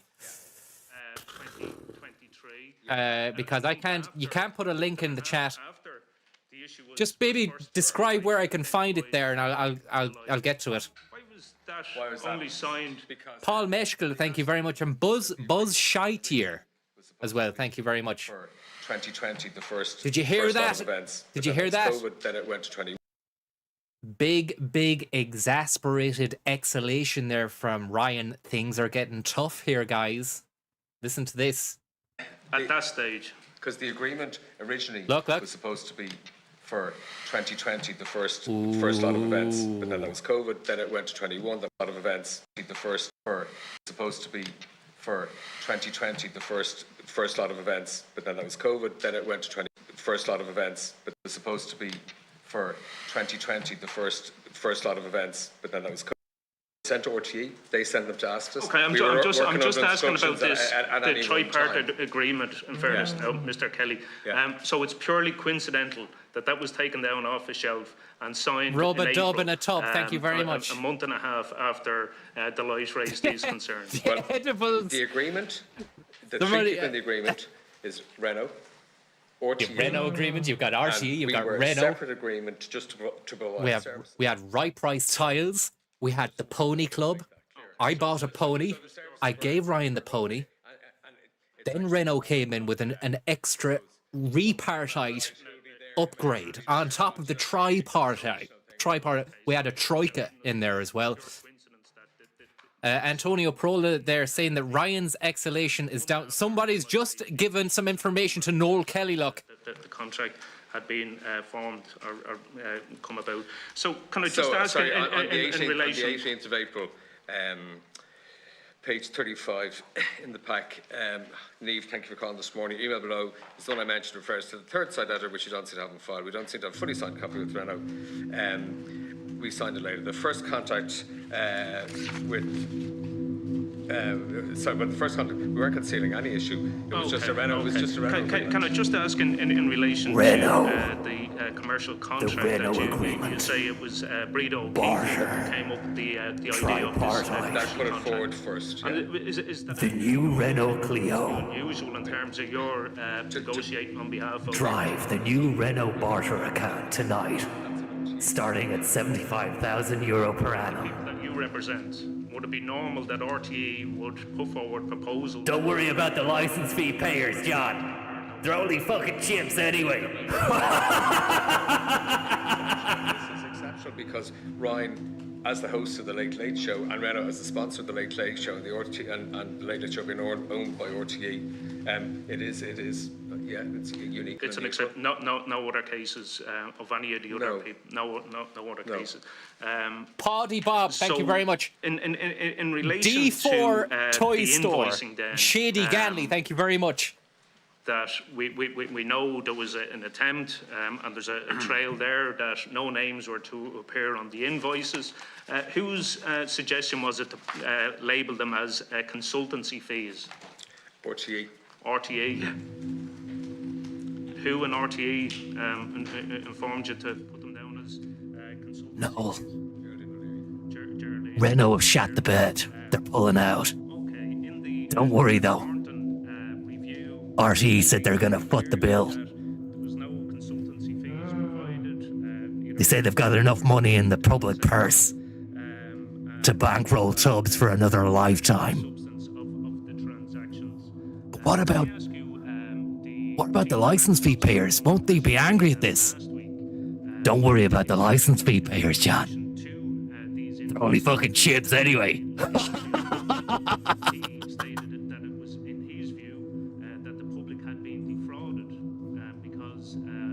Tubbs. 600,000 Tubbs. Of Jardine O'Leary. It's insane. I would suggest purposely confuse the true nature of Predator lies all over the world. Would you Computer agree with games. the Chief Financial Officer that Roam the about a public virtual has been environment with your potentially avatar. defrauded because of the issuing of these invoices by yourself and the payment by RTE of the 275,000? At all times, we were acting under instruction from RTE, as we've already stated. Okay, but would you agree with the Chief Financial Officer that the taxpayer has been... Thank you very much there, lads from Hosier Lane. Has Tommy not done some driving for Renault, Francis? Yes, I'm not sure. Tom, have you any information on the Renault connection? Okay, but I have not, and I'm not really... The French cars now and the European cars... I drive Japan. That's what I go for. Toyota, Nissan, reliable Suzuki, reliable motors, like, you know. Good little runners. But I do say about thanks very much there, Kellogg's Toy Buy for the tip. I do say about Fiat, you know what Fiat stands for, don't you? Fix it again tomorrow. We'll talk to you. Well, you said 12:30 before taking a break. Thanks, Tom, for that. Yeah, Deputy, we have to break for 10 minutes. Will we take a We break? have to break, guys. Take a break. Right, okay, so We have to break. Wow. 10 minutes. 10 minutes. Unbelievable scenes here at this absolute incendiary PAC meeting. Tupac Shakur, the hologram, is going to be coming up next. We've word that he's on the way. He's being delivered on a laser disc, and that's coming in. But apparently he was meant to be here earlier, but it's Fastway Couriers apparently said that they were there and no one was there to pick it up. That's the text came through, but there were people there. So they're going to be coming back again on another loop in about an hour's time. But hopefully we'll get that laser disc intact and they don't just throw it in the fucking bin like they did with my CD drive that I ordered in order to rip old CD-ROM fucking Windows 98 programs so that I could play them on a virtual machine there a couple of years ago. Apparently I wasn't in when they rang the bell, even though I was. And then they decided to throw the fucking thing inside a bin, which had rubbish inside it as well. Tom? Yep, not great, but I mean, at least you did get the package in the end. You know, that's the main thing. Big man Tyrone, thank you very much. And 10-minute toy break as well. And Whalehead, very, very kind of you there. What does the J in Thomas J. Schlug stand for, you ask? Hosea. I'd never let that slip on stream, but you know it now anyway. And Captain Sack, thank you very much. You see, you've got the old you've got F123 for Xbox as well. Great stuff. Yeah, I want to say thanks as well to Captain Sack for that Dead Space, which was duly downloaded and installed on the Xbox. It's just a matter of time before that gets going. You know, I don't seem to have the consistency and ability to go from game to game like it was 2 or 3 years ago. I'm not sure what that is, but I'm really hoping to get back on that fucking vibe again. If I can hit a good solid vein of fucking finishing the games and getting straight into another one again, then I'll be onto a winning streak. But I don't know what it is. It's all about it. It's all about the right time, the place, the frame of mind. All sorts of factors come into play. Let's just see if we can put on a little bit of music here. Have we got any kind of what have we got? Music to just play while we're yeah.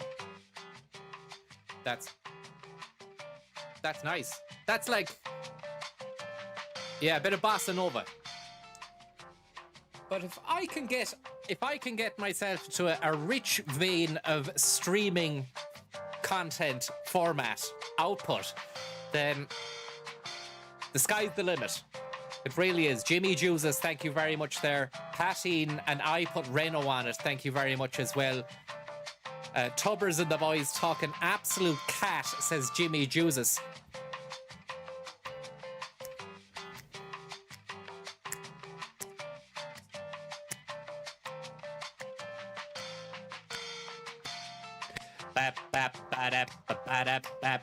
The barter accounts, the Kellogg's cornflakes, the pony in show, the show and the pony, the Renault, you know, it's not coming homey. We've got a lovely 75 grand. Oh, 75 grand here, a 75 grand there, a lovely little bit of public accounts committee room. We've got the public accounts committee room. Suspended until 12:42. The public purse. It's funding all this stuff. We're gonna need a nurse, cause I'm feeling sick. I'm feeling ill. I've heard some revelations about some dodgy pills the boys were taking when they were outside waking and baking. With the Renault boys, we got the Renault lads. They're in the house, we got the Renault lads. Quiet as mouse, they're in the side of the room. Looking at all the answers that are being given to the boys. Aiden the Average, thank you very much there for the tip. Very, very kind of you. I'm going to turn that down. Sorry, it was a little bit loud there. But I might just go for that again there. Maybe I'll go back for... I'll do another singy bit there. Maybe we'll change the tune. Sorry. Here's another one.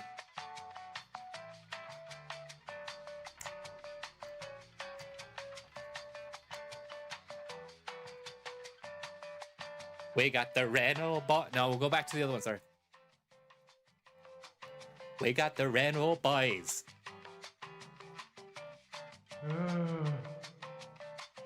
Yeah. We got the Renault boys. They're coming through. We got the Renault boys. How are you? We're at the Public Accounts Committee at 12:42. Did you drive a Renault? Did you see what it's like? 75k a Friday night. We got the late show. The man with the toys. The toy man's in town and he's rounding up boys. He's got the boys in the back of the Renault tonight. We're going driving around until daylight. We're suspended until 12:42. 75k, what do you do? 150k of the public purse. We're gonna go to the hospital. We need a nurse. I feel like I've had a heart attack. Not looking forward and I'm not looking back. Can't wait to go to the Public Accounts Committee. We've got Tupac, he's coming in soon. He's gonna be on Laserdisc. It's a hologram of Tupac. You don't want to miss Tupac's coming. It's gonna be nice. Give Ryan back his toys tonight. Sligo Spiders, thanking you. Kinky John with the €5 too. Eden the Average and Jimmy Juices. Patty and Captain Sack and Big Man Tyrone. We got the toys in the back of the Renault. We got a lovely big massive Renault Espace. We got a load of toys in the back of that. We're going driving it around town tonight. 75k, we'll be feeling alright. We got the Renault cars and we've got Noel Kelly in the back of the car. He's rolling up big ones. He's doing well. He's wearing boot cuts and he's feeling swell. He's got the boot cut jeans and the leather shoes. We've got a load of lovely rules. We're gonna break them though. Breaking rules is what we do inside the Renault again. We got the Renault again. The Renault is fast. We got Papa Nicole on your ass. They're driving fast tonight. They're gonna see everything's alright. We're going driving in at the Public Accounts Committee room. Number 1, it's suspended until 12:42. Another 2 minutes. How do you do? A load of people in the viewing gallery. Loads of papers. Loads of stuff. I'm trying to think of what rhymes with gallery. Noel Kelly's coming out tonight. He's got a load of Renaults and he's feeling alright. He's got a rake of Renaults in the garage at home. You thought they got paid? Well, they don't have a bone. Don't believe a word that the papers say. They're making up lies day after day. Tubbs did nothing wrong. He wants to sing his song every morning on the radio. Playing up to the gallery about a lovely, lovely salary. A 90 brake horsepower available. A lovely little car if you drive it well. Make sure you don't leave it in the rain, otherwise it'll swell. These French cars aren't the best. You need to make sure they're out of the fucking rain. They're only used to a Mediterranean climate. Sure, the Renault it's only meant for driving around the south of France. You're not going to fucking do well with a Fiat or a Renault after, a winter in Ireland. Are you joking? On the licence fee?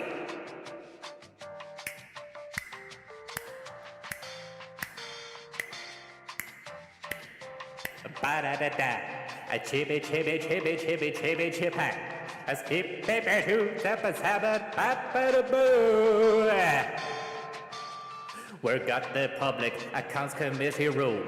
We're suspended until 12:42. It's the middle of the noon and we're feeling good tonight. We've got a load of questions that need to be asked. The answers are coming thick and fast. There's a solicitor in the background chiming in. He's got the facts and the details and he's fucking slick with spin. He's a spin doctor and he's doing his job. He's on the public purse. Like a bit of a schlap. There's money coming in, there's money going out. Where's it going? Someone needs to shout, stop now. We got a lovely bit of questioning going on.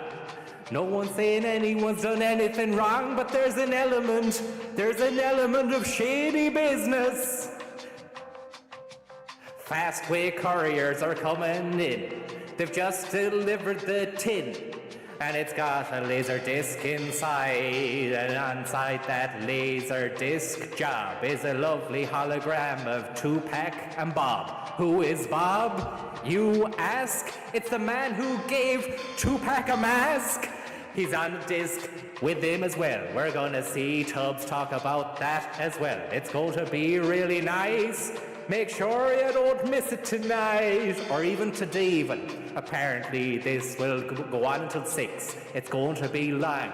It'll make you sick.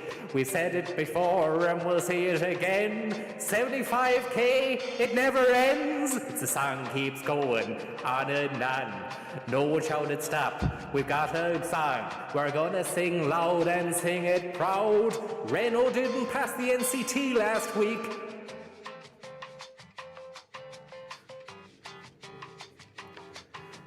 It's 12:44, lads. Where the fuck are you tonight? It's 12:44. You said you'd be back now. What are you doing how now, brown cow? You pack of lying bastards, we believed you lads. You need to come back or even run some ads, cause this is boring just looking at this screen. Committee room 1, it's like a fever dream. The public accounts suspended today. We've been here and we're having our way. It's a lovely bit of business and it's really nice. I wonder is the when I'm seeing these session. Oh, we're back. Okay, we're back in public session. Just in relation to the checking the date in that diary and the meeting with his member of staff and RT, did you clarify that during the break? I just get the coffee. Alan Sorry. Tyler and Jim Jennings, who will be head of programme and content. Alan Tyler is our head of entertainment. Okay. Yeah, 6th of March. So we had a meeting. And the date of it, that was the date? Yes. Is what? 6th of March. 6th of March was that date. Okay, thank you. Next committee member is Deputy Verona Murphy. Thank you, Chair. And just in relation to that meeting, Mr. Kelly, was the topic Grant Thornton brought up? No, thank you. The topic was issues around, I suppose, well, really, the Late Late Show timings when it started. During COVID, the Late Late Show finished at 11 o'clock. Well, so the issues were around... And I don't mean to cut you off, but you're just categorically stating that there was sorry, yes. Yeah, no, it was very much about issues around the Late Late Show and trying to finish it earlier, etc. Okay, thank you. But it does seem a bit odd that you'd have been having that discussion given Mr. Tubridy's resignation, or was it just for the remaining shows? No, it was before. It was before, and it wasn't related to it. Okay. Maybe you want to talk about? Yeah, well, no. Were you at that meeting? Yes, I was. Yeah. Okay. But it had nothing to do, as you're categorically saying, there was no discussion. Deputy Murphy, like I said at the statement at the outset, it was one of the untruths I really, really wanted to clear up here today. And there was no connection between this fiasco and my departure from the Late Late Show. I promise you. So you'll have watched all of the previous engagements. So is it your view, Mr. Tubridy? And it's hard, like, I don't know, like, look, for a start, I'd like to say you're welcome here. Thank you for And it's nice that you came without having to be compelled. Thank you. But I think Thanks very much, lads. it's not that anybody knows how to address you because everybody feels they know you. I know, I prefer if you call me Ryan, but I understand that's like not the nature of it. when you call me deputy, but Okay. even all that aside, it's superfluous. But the reality is this. You will have seen Mr. Adrian Lynch, who was the interim Director General, say that it was possible that you did know pre your announcement. Yes, that's very unfortunate. And do you feel, is it your view Nintendo then Game Boy. that Mr. Lynch threw you under the bus with that connotation? Mr. Lynch is entitled to his conjecture. Don't obsess with me all the time. Okay. Well, let me move to your statement, because you have outlined 7 untruths. And to be fair, you've come here to give your side of the story, and we as deputies need to hear both sides. 2-pack, 2 furious, thanks very much. Did he throw them under the bus? And was the bus a Renault minibus? And what I'd just like to ask you, is it your view? Sorry, let's do that one more time. And was it... Did he throw them under the bus? And what's more, was it a Renault minibus? Oh, fuck, do it again, sorry. Did the main questions I believe need to be answered are, did Ryan throw RT under the bus? And was it a Renault minibus?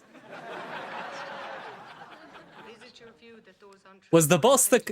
Did they throw him under the bus? Or did he throw them under the bus? And what was the make of the bus? Was it a Renault?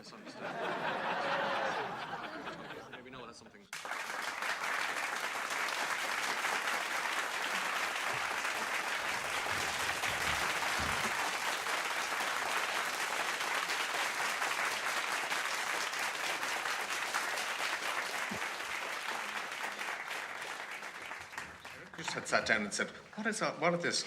Yeah. It's all there, it would have been explained. The 120,000, there wasn't 120,000, and on and on and on. Just in your case, Mr. Kelly, at some point Mr. Collins was being asked in relation to why he did not ask questions with regard to the invoices being raised with consultancy fees as the description.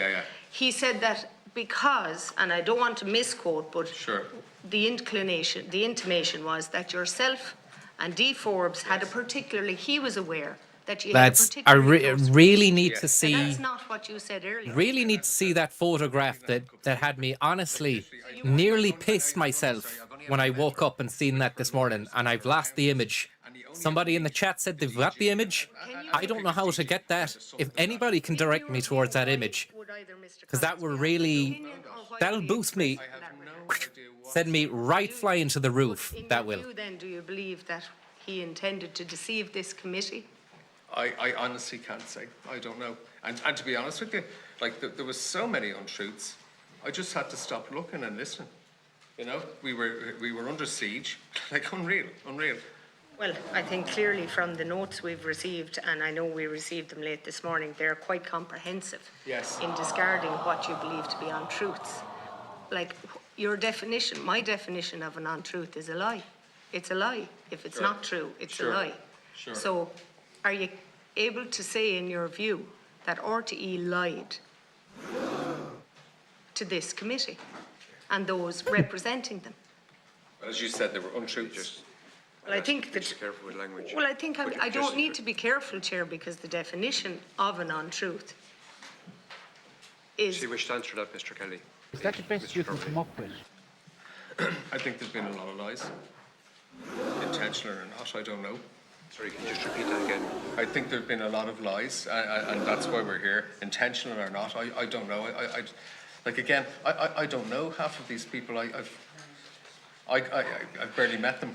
Would it be fair to say that, given that we've outlined our side of the story today, I would love the people to decide what the definition of a truth or mistruth or a lie is, in the sense that I would hope that they get some clarity today. Well, on that, Mr. Tubridy, has there been pre-litigation? We need to open up a discussion on a conversation, or are we having a chat? The circumstances have not been dealt with. Are we having a dialogue? Wider conversation No, thank you. Conversation has And I not just been want broadened I just want to Conversation, clarify. or are we having a chat? to include those who may not need to be considered. You're not looking at it within the context. Take into context Context the of fucking that. context. Is everybody being hurt? I'm not saying you're an idiot. Some people are being marginalised. Who's doing what? Everyone needs to be heard, even the idiots. We need to get to a level playing field. Especially the idiots. You can't say that. What I'm saying is, You're being antagonistic. I don't like your tone. What's the discourse? We will say that. Who's saying what? What matters is, The debate has transcended many fora. what matters is, You're being a cunt. you would say that. It's not right. Everyone needs to be heard in this, not just you and me. It's not referendums. It's referenda. You're not fucking listening to me. It's not great. This is a topic fraught with danger and intrepidation. We're going round in circles. Don't take that tone with me. There needs to be an open-ended debate about this. Don't you dare But who's to say what? say that to me ever again. Lovely. It's not just all of us. Everyone needs to be heard. Commercial relationship. Papers 75,000 commercial are relationship. being ruffled. There's an air of panic in the room. A man has left his chair.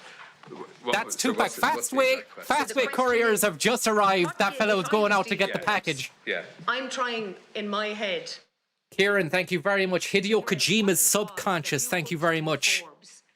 That you say RTE came up with the plan, the scheme to give 75,000. Like, what gave rise to it? So, the sponsor, RTE's probably biggest sponsor, and RTE wanted these events. So they came with the idea of the events, when they, like where they'd happen, when they'd happen, mini late roadshow, Ryan Tubridy Renault associations. Okay, so RTE completely separate, to the contract, to Ryan's radio and TV contract. And the first 3 were done in year 3 because of COVID, and then obviously there's contractually still another 6. Okay, we have the image. Was it the position that had We have the image, everybody. This is the one that shocked me, and it's because somebody has obviously pointed out that Tommy, are you there, Tom? He'd have his book I am, yeah, what's going on? put on Have you Miss the- Forbes. It's in your man which jacking there my was style, another- is it? You know, you didn't say. It's Mr. Tubbs, an you image said of offer Noel the job Kelly in jacking your BBC, style. you don't do And it. what's more, it's an image of Noel Kelly jacking your style with Ryan Tubridy's face. But for some reason or other, when you put Noel Kelly's face on Ryan Tubridy, or if you put Ryan Tubridy's face on Noel Kelly's head, We've heard that, so I'm just trying to ask. he looks even more like you, Tom. Give away effectively I don't believe it. €75,000, And I won't believe it which until I see it. really was RTE's public revenue, or would have been. But you see it actually, so if I can just explain. So when the invoices were made at Astis, they were directly emailed. Trying to get that image now. Let's see this. This is Tubbs and Tiles. Thanks very much. And Papa Farron and Kieran, thank you very much. Papa Farron, who's just delivered the image to us. It's from Twitter. But why she would enter into an agreement? How do we get this If there was- fucking thing why she, up here? First of all, gave a guarantee, and what was at the back of. We're going over time. Just Yeah, if you answer the question. I mean, essentially that was in case the sponsor, again, the sponsor relationship is with RTE, not with us. And for me, what that was about was if there was a new sponsor in, that during the duration of the contract, that we would be able to work with the next sponsor. But it wasn't ever an RTE payment. It was Renault, and Renault were always paying the invoice. It was never meant to be RTE to pay this, ever. Yes, but to receive it back in terms of Can't get the fucking thing on the screen. the benefit of that 75,000. But you've contradicted, by the way, what D. Forbes has told us in the Public Accounts Committee previously, back over the last few years, that the reason that they had to pay these fees is because the talent, the stars, would walk. But I don't want to divert to that. Deputy Alan Dillon, 10 minutes. Yeah, thanks very much, Caoirleach, and I'd like to welcome our witnesses joining us today, and thanks for being here. Mr. Kelly, you said today that Mr. Tubridy is being made the poster boy for this payment scandal. The toy man. The toy man.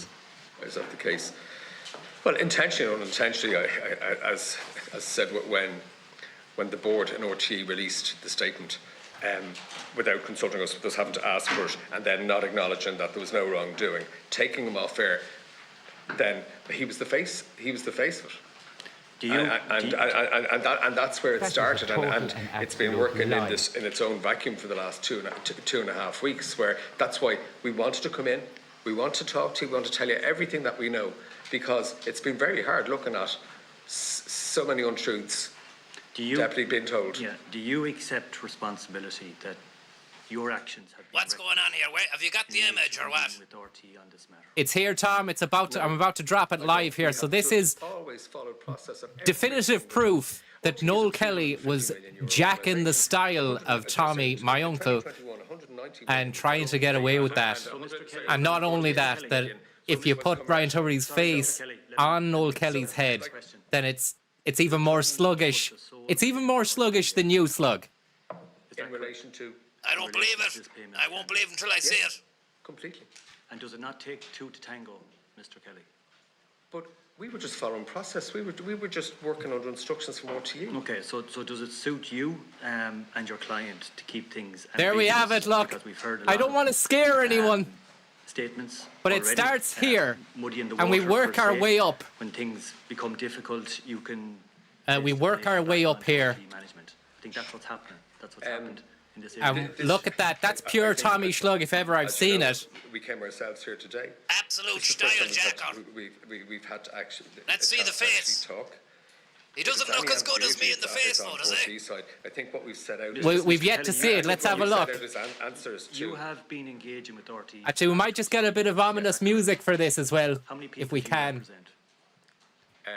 The top 10, 3. That's all.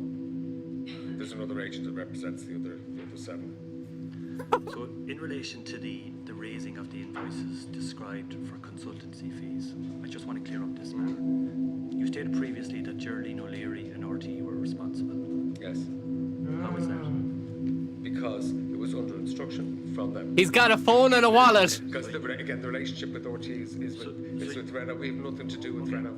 So Mr. Kelly, you were following instruction. Yes. So therefore, did you collude with RTE in a falsehood of concealment of them invoices by labelling them consultancy fees? That's a straightforward question, Mr. Kelly. I'm sorry, could you just... Are you doing a bit of barter accounting? Yes. Okay.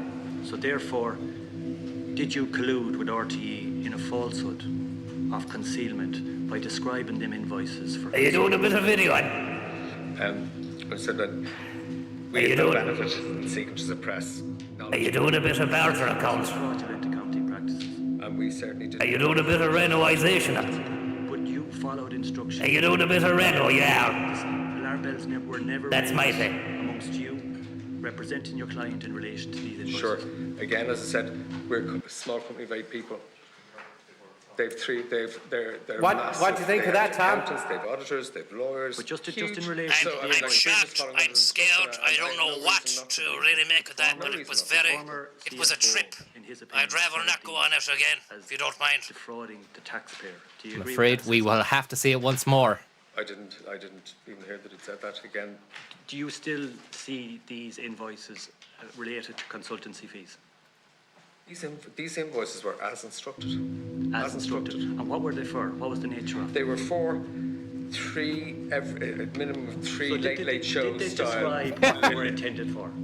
They were so in the first invoice, as you Omar can see, is saying, "Get the hat." I wonder if I have the hat, then we're fucking laughing. Do you accept the lack of complete credibility to invoice a company you never heard of in a different country for work undertaken here in Dublin? I think the lack of credibility is on RTE's side. On RTE side? Definitely. So how many other deals were done with RTE, with your business, Mr. Kelly, when asked to use a company from abroad that you've never heard of before? The road shows were unique because it was late, Ryan, Renault, RTE. Mr. Kelly, you're not taking any responsibility for the oversight here of Mr. Tubridy's earnings, are you? In relation to what we've actually been told in this committee room. I don't understand what you mean by oversight. Are you of his taking earnings. any responsibility in relation to the oversight of the dealings with Mr. Tubridy in relation to these invoices? Trying to get this snapback going, lads. Sorry, one said sec. You followed instruction from RTE. Yeah. But your responsibilities on behalf of your client, did you not proof test each of the steps that were required? My responsibility is absolutely on my client's behalf, and that's what we do. Mr. Tubridy, you said in your statement, and you emphasised the importance of truth, the full truth, and you stated that the full truth was concealed. Okay? So in your opinion, and after what we've listened to from Mr. Kelly, who do you believe was responsible for concealing the truth? I believe the person sitting to my left, and what he tells me, I believe. And what he's told you, I believe. In your opinion, do you think That's your right. agent colluded with RTE to conceal these payments? No. I think my agent did what he was instructed to do by RTE. Mr. Tubridy, your earnings went up by €75,000 in 2020, credited from Renault, on a side deal, and then you received another €150,000 in 2022, underwritten at the request by RTE. Yes. So, am I missing something here? The Renault. At a time. The between Renault April Roadshow, thank you very 2020 much. And July 2020. And Quilted Bishop, thank you very much. In the middle of a pandemic, where you had taken a 20% pay cut on your contract, which was signed the 1st of April. Yes. And that these side deals were undertaken at a time where the country was going through huge difficulty. Yes. And you feel that these payments should not have been put into the public domain. I was under the understanding that the payments had come from Renault, a very successful commercial company. So I didn't feel that it was an RTE situation. Separate contract. Even though separate. Even though The payments that come from Renault was responsible. drive the new Renault tripartite tonight, We weren't paid. starting at €75,000 in public purse money. Yeah, that's the misunderstanding. And that's a misunderstanding. It was a misunderstanding. Instruction RTE asked us to send in the other ones, and we were paid by Asda. So can I ask again, who suggested the side deal? Thanks very much to Side Deal, Quilted Bishop, the Renault Roadshow. Thank you very much, Quilted Bishop, for a silky liaison. None other than Stockton Rush. And 007, Pierce Brosnan is slug. If the sponsor changed. That's all. We never assumed RTE would be paying for anything. If the sponsor changed, that we'd be able to re-engage with the sponsor. The relationship with the sponsors with RTE, we'd know you're not allowed. We weren't allowed near it. We have never worked with Renault before. We only worked with them on this. So, At a time, Mr. Tuberty, you looked for written assurances in relation to any further pay cuts in your 2020 contract. Thank you very much there. Stephen Alex Joyce, thank you very much. No, he didn't. I did.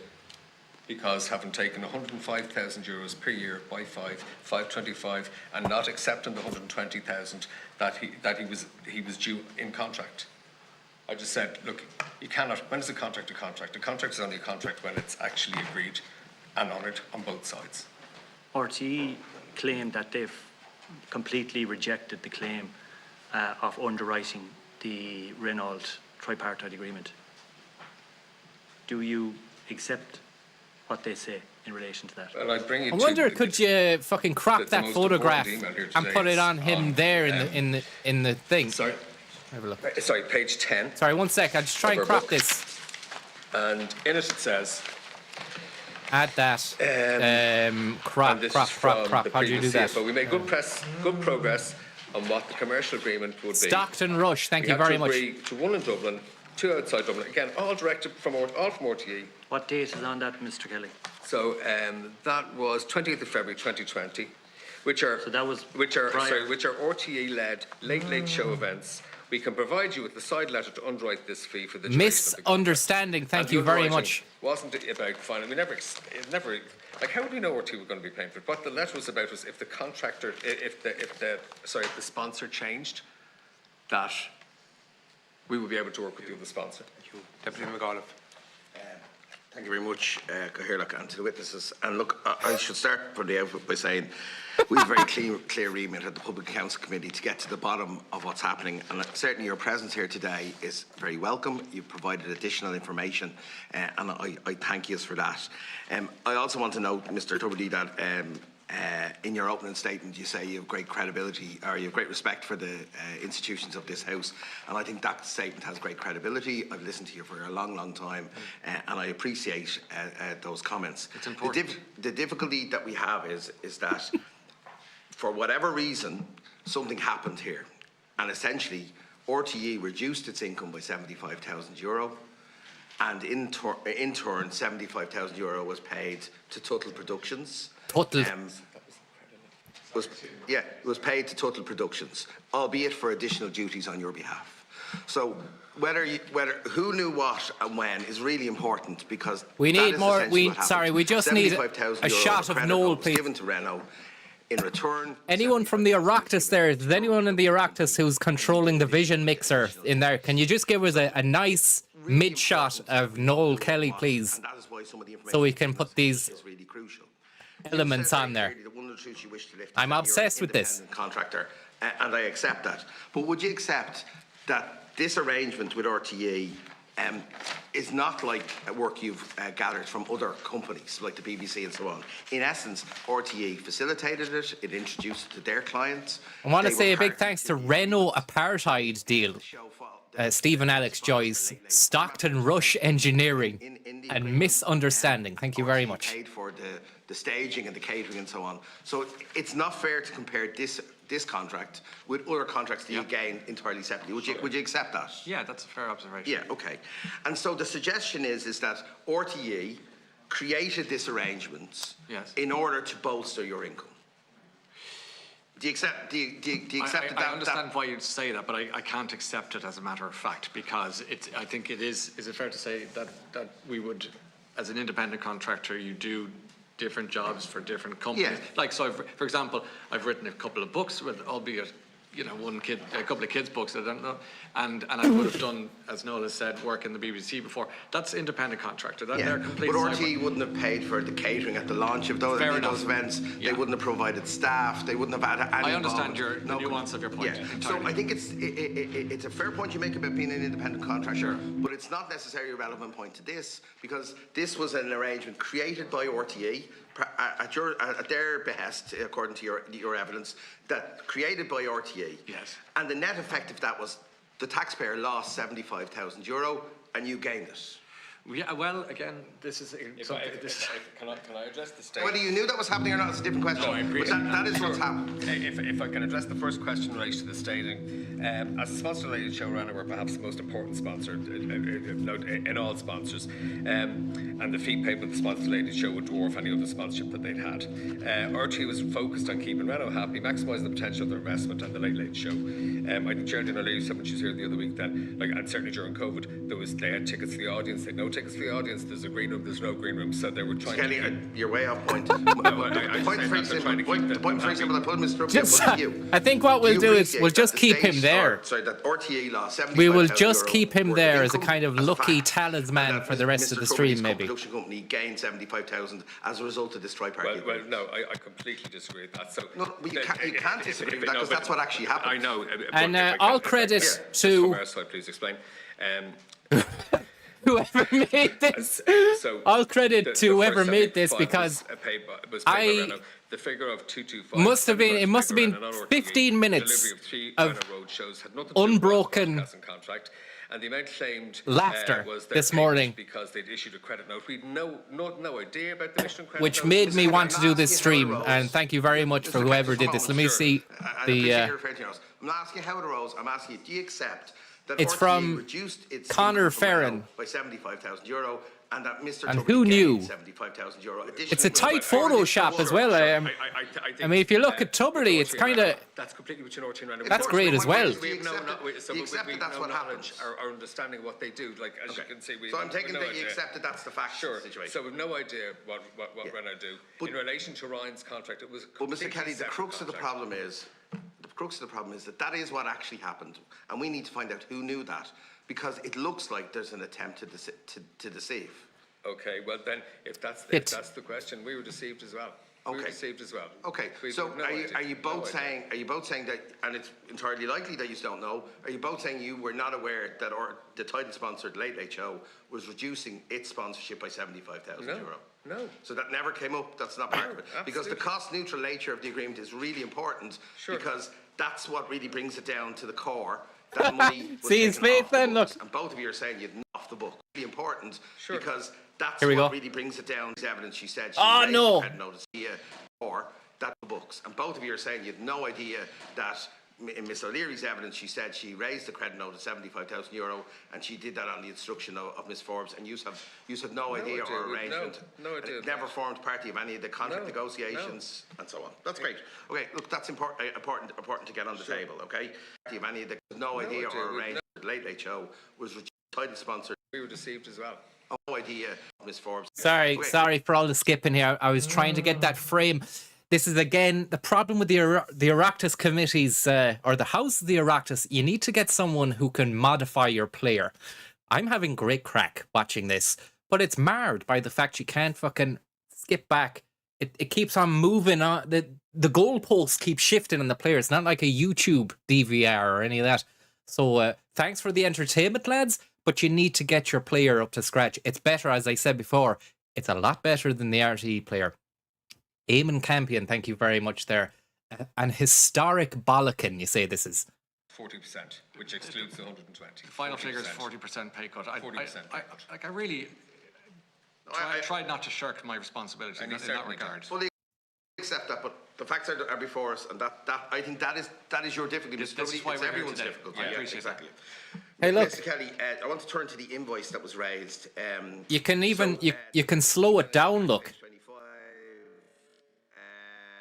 you can slow it down, and then we can put some of that on.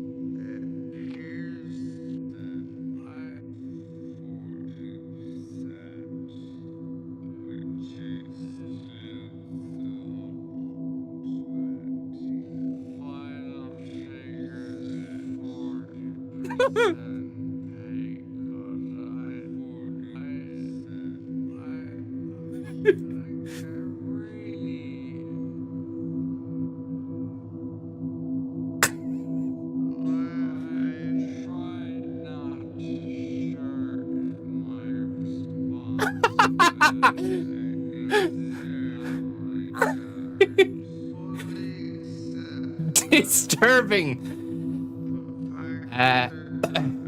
Ricky Bobby 420 in the chat says simply disturbing.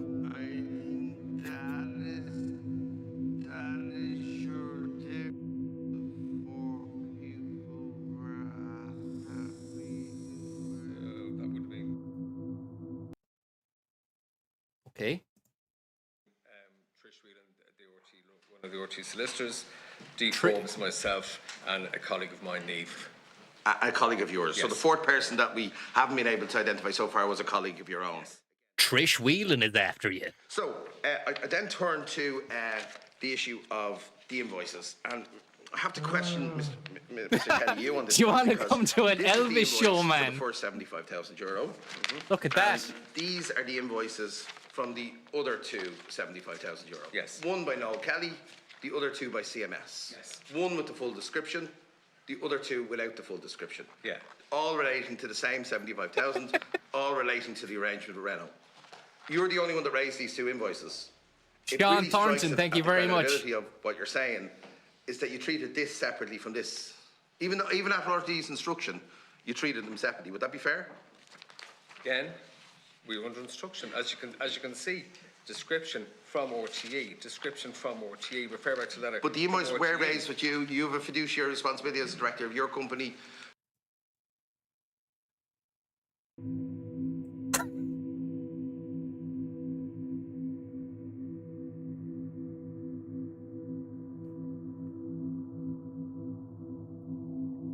$75K.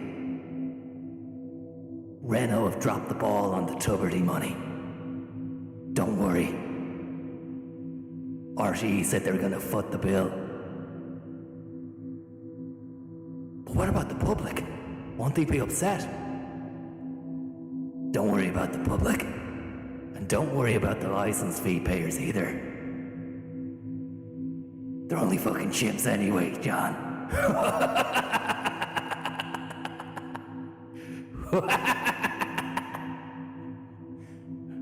Renault! Renault, John! Renault Clio, Renault Megane, Renault Espace. Don't worry about the money tubs. Let's just say Papa and Nicole are gonna drop a thick fucking wedge in your doorstep tomorrow. On your doorstep, I mean, not in it. You should stress that NK Management had the charity lunch that you held, then the story doesn't. And I'm not. I don't have the facts before me. I'm just asking you the question. And just clarify that, please. Sorry, just clarify that point for him. Yeah. Yes.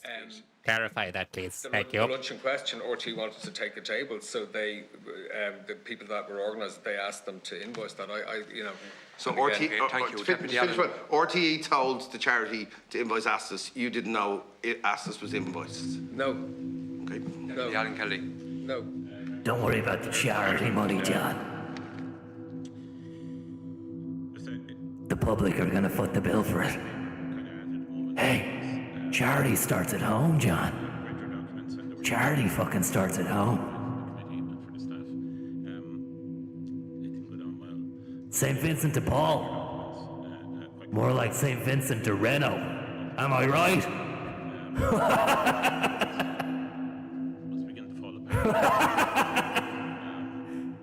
RTE, and they're watching this obviously, and the DG is watching this. The statement that RTE issued this morning is astonishing. If the DG is not watching this, somebody tell him that whoever issued this and how it was issued, because it's quite obvious from the documentation, in fairness to yourselves, that you provided in relation to the side payment or side deal. As the email from RTE from Breda O'Keefe says, we can provide you with a side letter to underwrite this fee for the duration of the contract. It's quite obvious that evidence is very compelling to our committee based on the evidence we've been given before by RTE and completely contradictory. The two of them totally opposite. So that's a big tick mark. However, on the other side, there was no 20% drop. Thanks very much there. Graham Linehan and Katie Patati and Sean Thornton and Tubbs and Stiles. Thank you very much. The 75k and the various different payments, it was absorbed in a different way. That's quite obvious. The second issue, which brings huge amount of credibility, is you must have said, Mr. Kelly, about 15 times you were acting under instructions from RTE in relation to the payment processes. So the first payment goes through Noel Kelly, one of your companies, and that's ran out the first year. And the second one's through Atos, through CMS. So why the switch over? Okay. But the real issue is, you know, I've all these emails coming into me from these whoever Nigerian cousins saying I won the lotto, and they're instructing me to do the following X, Y, and Z. I don't do it. I think you've got serious accountancy issues here. I think your companies have serious accountancy issues here. Nigerian princes. Because the fact is, this is not how companies behave. They get instructions to pay to an anonymized, unknown company for something that's then referred as consultancy fees.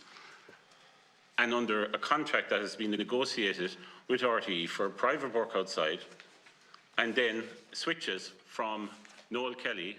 Emails from Nigerian cousins. The news is breaking. The revelations are coming out big time. It doesn't stand up. The toy man. The late toy man. Now, I want to base some questions. Firstly, you talk about, and you mentioned the 20%, and sorry, short answers purely because of time, not trying to be rude or anything. The 20% drop. In the years 2015 to 2019, then 2019 to 2023, I'll ask this question to Ryan.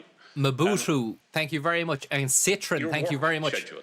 So, Mr. Kelly has said you took a 20% drop. I think all of us know here now that ain't accurate, but that ain't accurate, baby. Of hours on all the shows. So are we comparing apples with apples, oranges with oranges? Was there a change between 2015 to 2019 and 2019 to 2023 the cogs are turning. in relation to your hours of work? Did you see the head? We can correlate again across how much of a drop in pay there actually really was based on hours worked. You're trying to establish the percentage of the pay cut I took in the years from... No, I'm asking you a very simple question. No, I'm sorry, this I know, is not it's my tiresome, strength. I know. No, it's not tiresome, it's not my ballpark. Okay, but did you do the same amount of hours on your radio show and TV show from 2019 to 2023 as you would do per year 2015 to 2019? I would imagine so, yeah. Okay, so it is the exact same? Yeah. Okay. 205 1-hour radio shows could go up to 2, and then 38 2-hour radio TV, minimum 2-hour TV shows, but that could go on till 12 o'clock, could be 2.5 hours, just depends. So you didn't look for any changes in the Sorry about this, lads. I'm trying to lessen the amount of hours or lessen the... Getting great kicks out of this. I know it might be boring for you, but for some reason, I'm obsessed with putting this hat on other people inside the frame. The longer the duration of the Late Late Show, the more sponsors, the more advertising that actually goes in. So there was a pushback in relation to, we asked if we could finish the Late Late at a hard... Just a quick look at the chat there. Capmandu, says Jimmy. And then that's followed up with Pac-Man Foo by Jimmy as well. And great bait, says Tony Al Dante, which is fantastic news to hear that people are enjoying, well, at least one person is enjoying me repeatedly and tiresomely putting the PNG image of a cap on other people inside the fucking Oireachtas committee. Baba Tunde Kelly, thank you very much. Just tuning in to see my cousin Alan asking the hard questions, and none other than Nigerian lotto winner. Thank you very much. Baba Tunde Kelly, thank you very much. In relation to the 275,000. And you know, the emails go to NK Management, but the response is from CMS. The response is information. Who the fuck is CMS? My issue here is CMS. Do they do, or have CMS done a large quantity of work with RTE separately? No. None. No. Why would NK Management, why would that be swapped out and CMS put in for payment purposes, communication purposes, from a corporate management point of view? As I say, I own the two companies, and sometimes we'd invoice out of one, sometimes out of another, and they'd cross invoice. So there's no. But like throwing your eyes to heaven saying the crossover. No, from no, a corporate no, governance point of view, do you think that from a corporate governance point of view, from an accountancy point of view? Sure. Again, we were asked. Sure. Invoice. Again. We were asked how to invoice, when to invoice. Yeah, but sorry, no, I'm going to be straight. I don't buy any of that. I don't think anybody listening, watching, here in this room buys that. I ain't buying your shit. I think Deputy Dillon and Deputy O'Connell went through this. This is not appropriate and how things should be done. Okay? So, in relation to NK Management, can you tell us, there was a new company set up, Noel Kelly Management Nominees Limited, registered on the 16th of March 2023. So this is a third company. Yeah. And what's the purpose of that? I'm not here to discuss that. Okay, fine. I'm here to discuss fine. exactly So what's it's not, but it's nothing to do with anything to do with here. Yeah. It's not, obviously. No. Right, that's fine. In relation to, so from your perspective as regards, you sell, you get advertising clients into RTE on the one hand, and obviously you represent various different clients as an agent to the stars or talent, whatever phrase people are using these days, on the other hand. So there must be you're doing significant amount of business for RTE as regards generating advertising revenue on the one hand, and obviously negotiating fairly significant contracts for your clients who work on RTE on the other hand. Is that a fair statement? No. No? No. So, for instance, we have a young chef on our books. And sorry, if you just sorry, no, but I'm just trying to explain. New revelation, folks. A chef. Then we got that chef a book deal, right? So now a young chef on the books. And then we got the chef a TV show. Some of the money that so the issue is there's a huge lack of funding for program making. So we would try and get sponsors to help make. But you do get sponsors for RTE for advertising purposes for shows. No, it'd be for completely independent shows. That Okay, RTE, well look, I'll be honest with you. But I'm you're just not saying going to that give me this information. I'll be asking RTE for the last 10 years based on advertising and clients, all of that. So we'll be getting all that. Sure. My last three very quick questions to Ryan. Earlier, your agent or your representative, Mr. Kelly, said a contract isn't a contract unless it's agreed by both parties. So how do you stand currently as regards your relationship with RTE? Are you employed or not? Or how do you perceive that? That's the first question. Okay, second question, you can take these down. That's the first question. Second question is, in relation regardless of the underlying motivations, the consequences are dire. The public's trust in the media is eroded. For somebody to assist you or something, you might draw a light on that because a number of us would. And thirdly, and this genuine, honest question, Toy Show the Musical has been an unmitigated disaster, right? Conceptually in every way. In fairness to you, you had zero to do with it, right? You didn't promote it, you weren't involved in anything. But from the outset, did you think that this was a disaster and a bad idea? Sorry there, I tried to do more of the fucking Adam Curtis thing, but it ran out of text at the end there. That's no, I'm not having a go at whoever sent that. That's brilliant and everything, but I ran out of text. And I could do with some more text. But I mean, look, it's tight. Was a car service from Dublin to Drogheda and back all in one night. I can go into further detail if you wish, but that's what that is. For you or for somebody else? Oh, no, for me. Okay. And thirdly and finally, the Toy Show, the musical. I think that the Laura McNamara, thank you very much, and Richard McConkey, thank you very much. I hope you're getting on well, lads. But it wasn't for me. Okay, thank you. Deputy Catherine Murphy. Catherine Murphy's here. Very welcome. Thank you, Debbie. Just want to go back to the invoice. Did you see that? Cheeky wink there from the solicitor behind Tuberty. Watch this. Just want to go back to the invoice. Wasn't for me. Okay, Tuberty goes, thank you, Deputy. And then look for the sly wink behind Ryan. We'll see that again. Watch this. Deputy Catherine Murphy. Thank you, and you're very welcome. Look, I've caught him mid-wink. Mid-fucking wink. We get that dark space music on.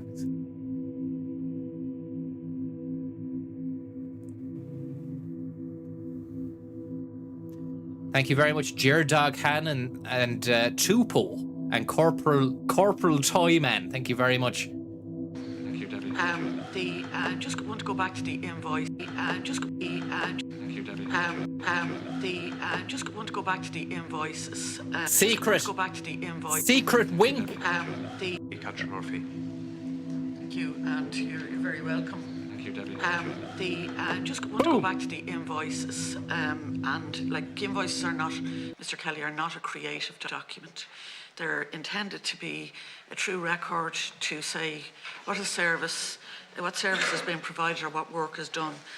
So essentially, both sides were complicit in what the chair of the board said, you know, designed to deceive. And so, like, do you accept that, or did you challenge that, you know, that this... We were deceived. We no longer... Tom, maybe you could do a bit of voicing for this. Yep, let's bring it on. I'm ready to go. You might be able to enhance my voice for it as well. Yeah, I'll run it through a filter. You can go for it now, maybe.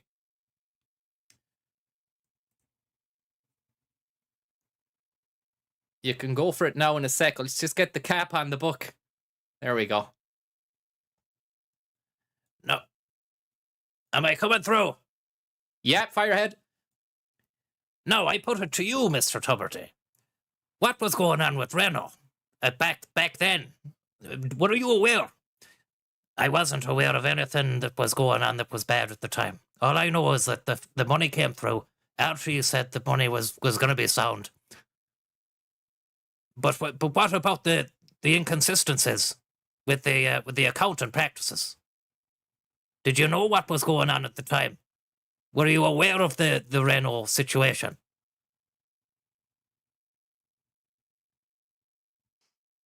I'm not sure here. Am I meant to be doing the voice of Noel Kelly or of the lady?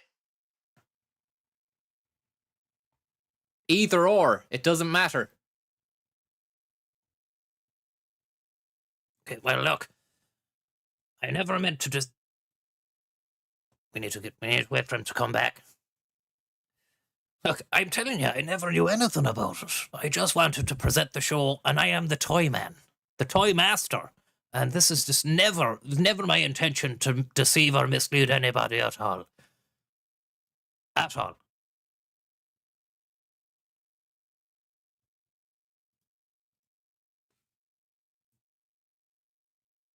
No, there was a 225, that's the 75. They're conducting another review into the 120,000. That was 2017 to 2019. Lovely, lovely bit of cough action there. That just simply was waived, it wasn't paid, and RTE knew that. I'd say it smells... It smells of biscuits and coffee. There's a lot of coffee going on there as well, and I'd say there might be some fumes coming out of some people as well. We have a further meeting with Grant Thornton on that. We asked RTE. Bear with me 1 second. I just get the impression, or the feeling that maybe there's a lot of swamp assery going on inside that room. Sweaty cracks. You know, a lot of lads just buttoned up tight with the suits. The blood is being fucking restricted on the head. You know, it's manifesting. Look at this, look. Bit of lineage going on there with the solicitor. So that's 50 in year 5, 50 in year 4, 20 in year 3. Extraordinary figures. And we said that this didn't make any sense as we... Contractor. You know, and that's why this... is not ordinary. You know, it's a humid mid-July day. You're inside this fucking building. It's crammed. There's a lot of people in there as well. Renault. There's a lot of explanation going on. You know, perspiration, explanation. Again, I just hope that someone has put a fucking Glade plug in one of the plugs down at the corner of the room, or even there's a window. That hopefully there's a window or a bit of an aircon scenario as well, because I heard the tinkling of a kind of a spoon hitting a saucer, and I keep on seeing people hitting the coffees back as well. You know the way the coffee will act as a kind of a laxative, so then people are going to have to be just waiting and keeping it all in. not a nice room to be in. I'm glad I'm not there. Did you know, Mr. Kelly, that Renault had insisted on a commercial agreement was done on a cost? We've got information coming through there. Because that, from the Irish Yoshi that the young chef cooked the books. We had no idea. No idea. There's a bit of book cookery going on. In relation to Mr. Kelly, who would you normally Thanks very much there, Roisin, Shorty, and Gerdog Hannon. Thank you very much, lads. I suppose, and it depends really. Like some of our contractors might do 8 1.5-hour shows in a year, and that's it. So, but you wouldn't normally deal with the director general. No, that would only. And I was saying there, you'd want some aircon in there, and then Owen Fortune in the chat says, aircon. So more like Con Air. Do a 1-hour radio show once a week, or you might do. So D4s was not. Thanks very much. That would have been aware. Owen Fortune, thank you very much. We've been told. No, absolutely that not. was only one person had an overview of all of couldn't this. Couldn't have been, and that's why I find this whole thing so bizarre. But in relation to some guys might just have a 1-hour like a 1-hour radio contract. Some would have a TV contract. Some might have a bit of radio and a bit of TV, and so it would depend. Head of TV, under head of TV, executive, MD of TV, MD of radio. It would just depend where it would sit, and then you'd have an overall like Alan Tyler. Reddy was saying, like he's head of entertainment. Sorry, I have very little time. Sorry. So I'm just saying, there's so many people. Okay. Like there's 1,800 people in the organisation. So I think something. I think something has kicked in. No. I think something has kicked in there with Noel. Look at the hands are flying around. There's a lot of touching of the face. No, absolutely that not. was only one person had an overview of all of this. Couldn't have been, and that's why I find this whole thing so bizarre. But in relation to some guys might just have a 1-hour like a 1-hour radio contract. Some would have a TV contract. Some might have a bit of radio and a bit of TV, and so it would depend. Head of TV, under head of TV, executive, MD of TV, MD of radio. It would just depend where it would sit, and then you'd have an overall like TV, and so it would depend. Head of TV, under head of TV, executive, MD of TV. MDMT radio.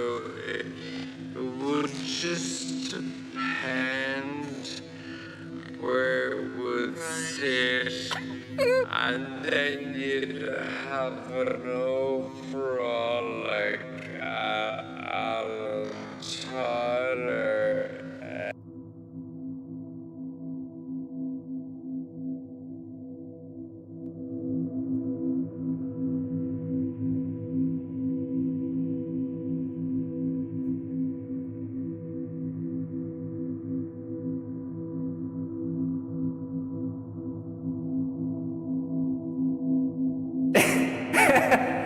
NK Ultra.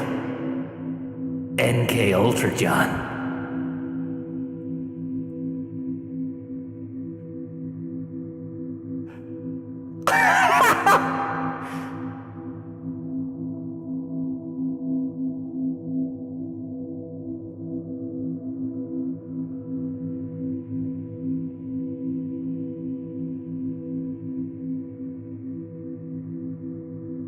John.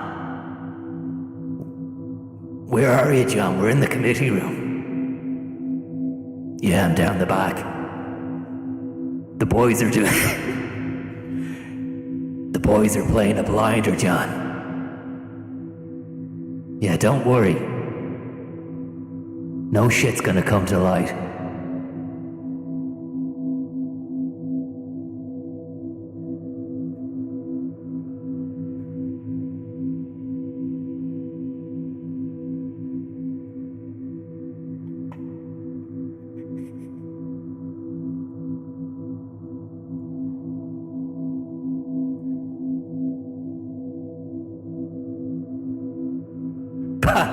Powered by the old player, John. Version 2.69.1. Don't worry, the Oireachtas player is pretty tight. It's a lot better than the RTE player. It's stable. It's a stable release, John.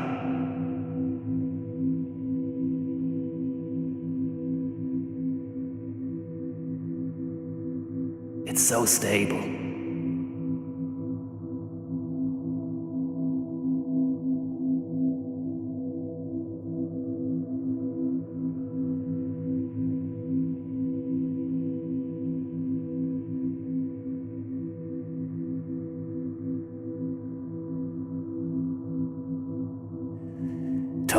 Tubbs is playing a blinder, John.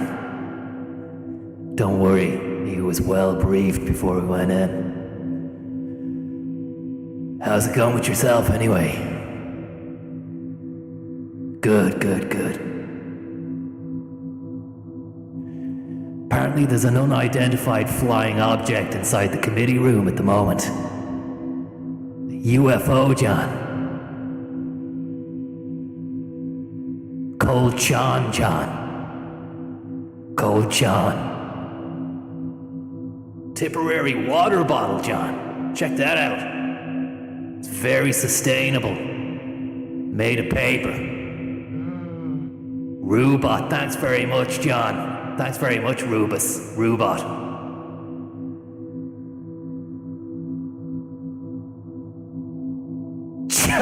John Denver, John.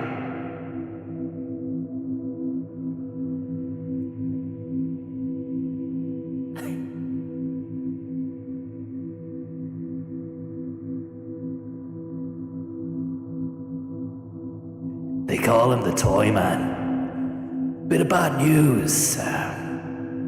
Tuberty let it slip that he was known as the Toy Man.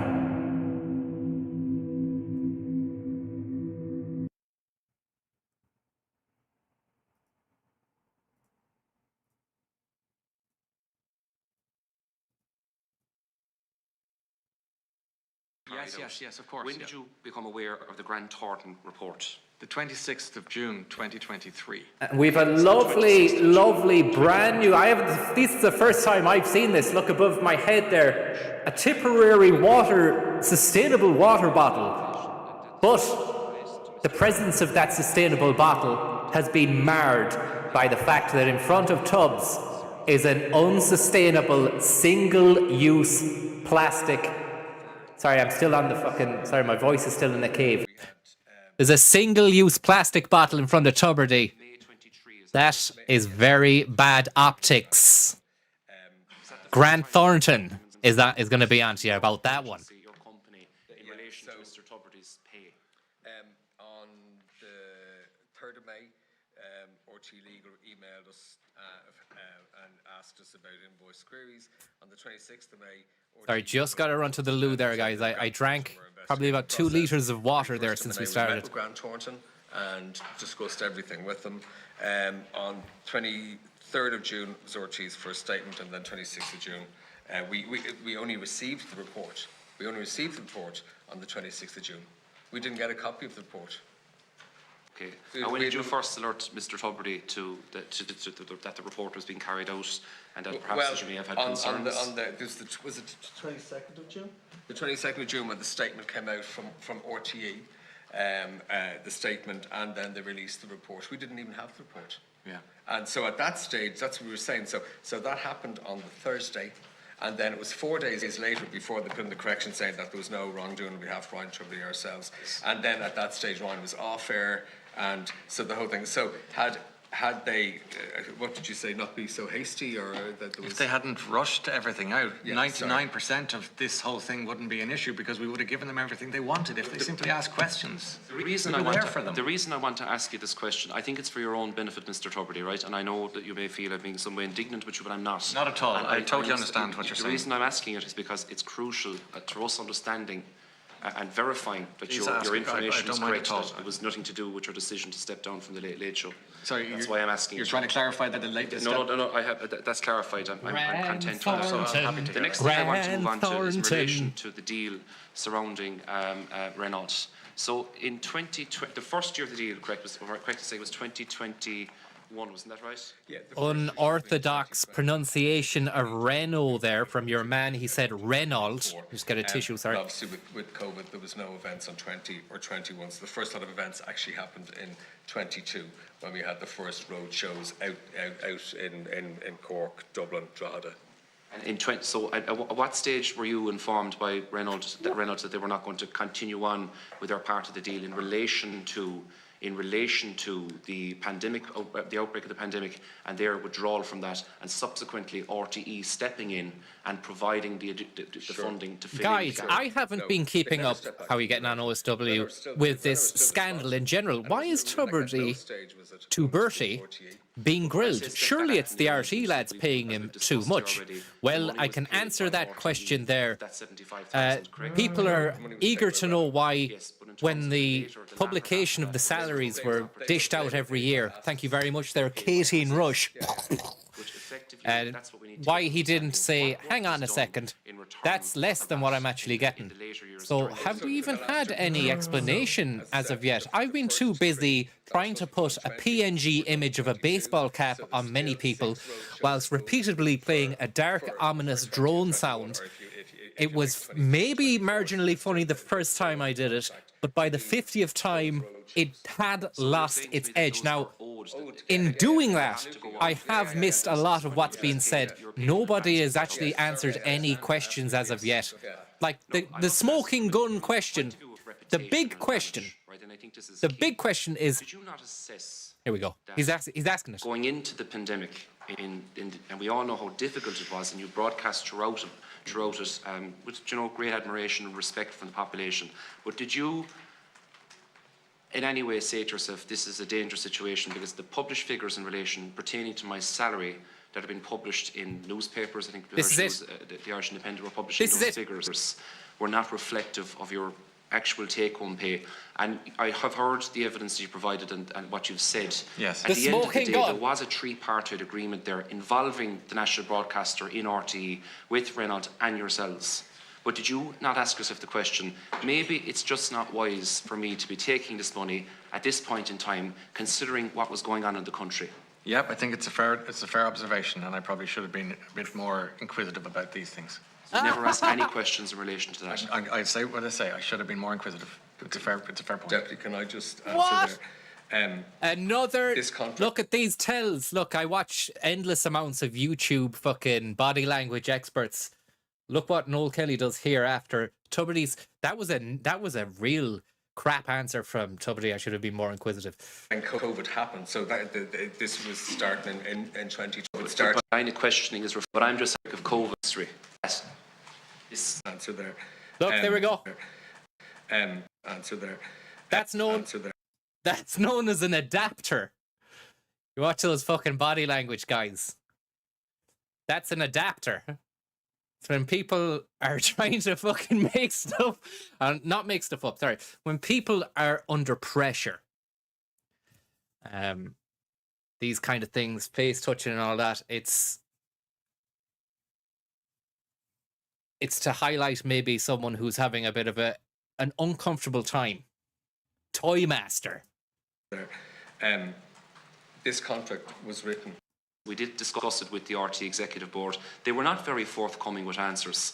And now there is a very wide chasm between the information that you've provided us today. I think somebody has farted in there. I guessed it about 10 minutes ago. I said that it's going to be a flatulent room. A lot of coffee's been drinking. And there's a lady just behind on the laptop there. It looks like she's just smelled a fart. Look at the face here. Very forthcoming with answers. And now there is a very wide chasm between the information that you've provided. Look, have you farted? That's what she's saying.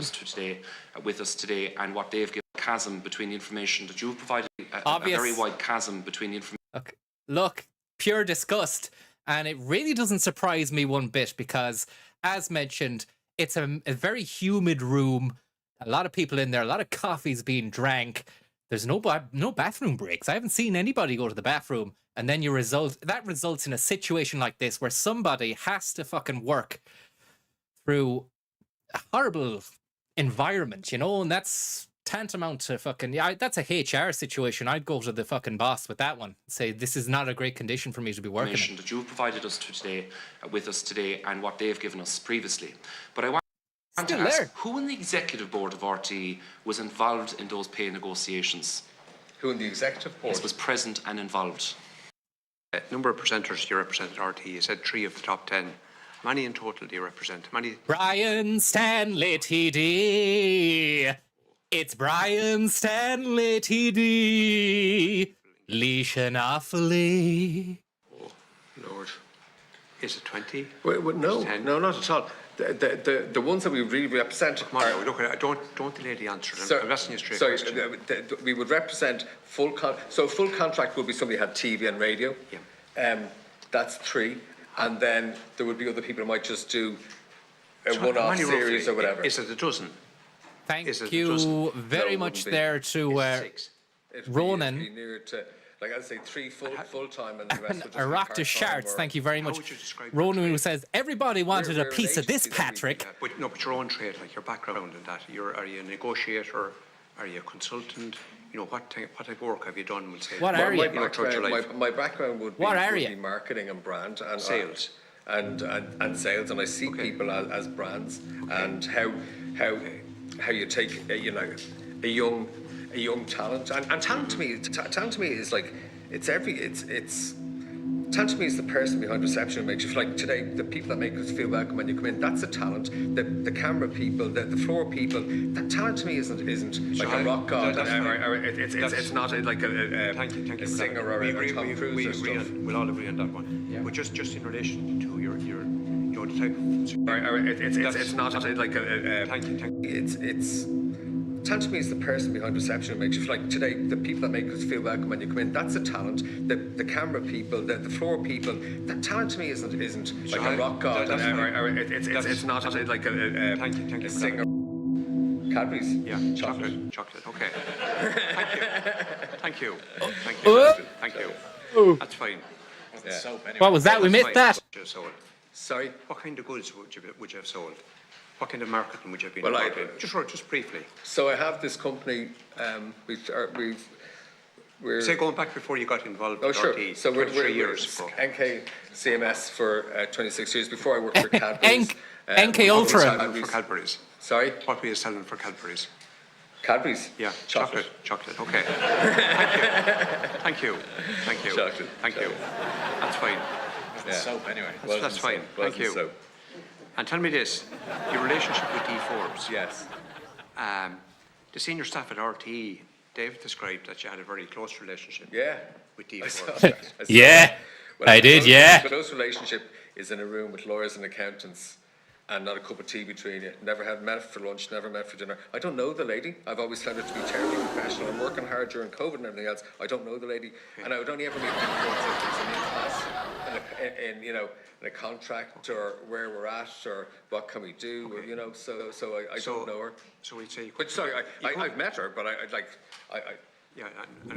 mean, I'm not disrespectful to you, but you come from a background selling chocolate. Yeah. And now you're negotiating on behalf of the top stars in the country. And great success to you for that, okay? In terms of deals, obviously, how deals are done, and this has always been fascinating, I think, in a lot of people's minds.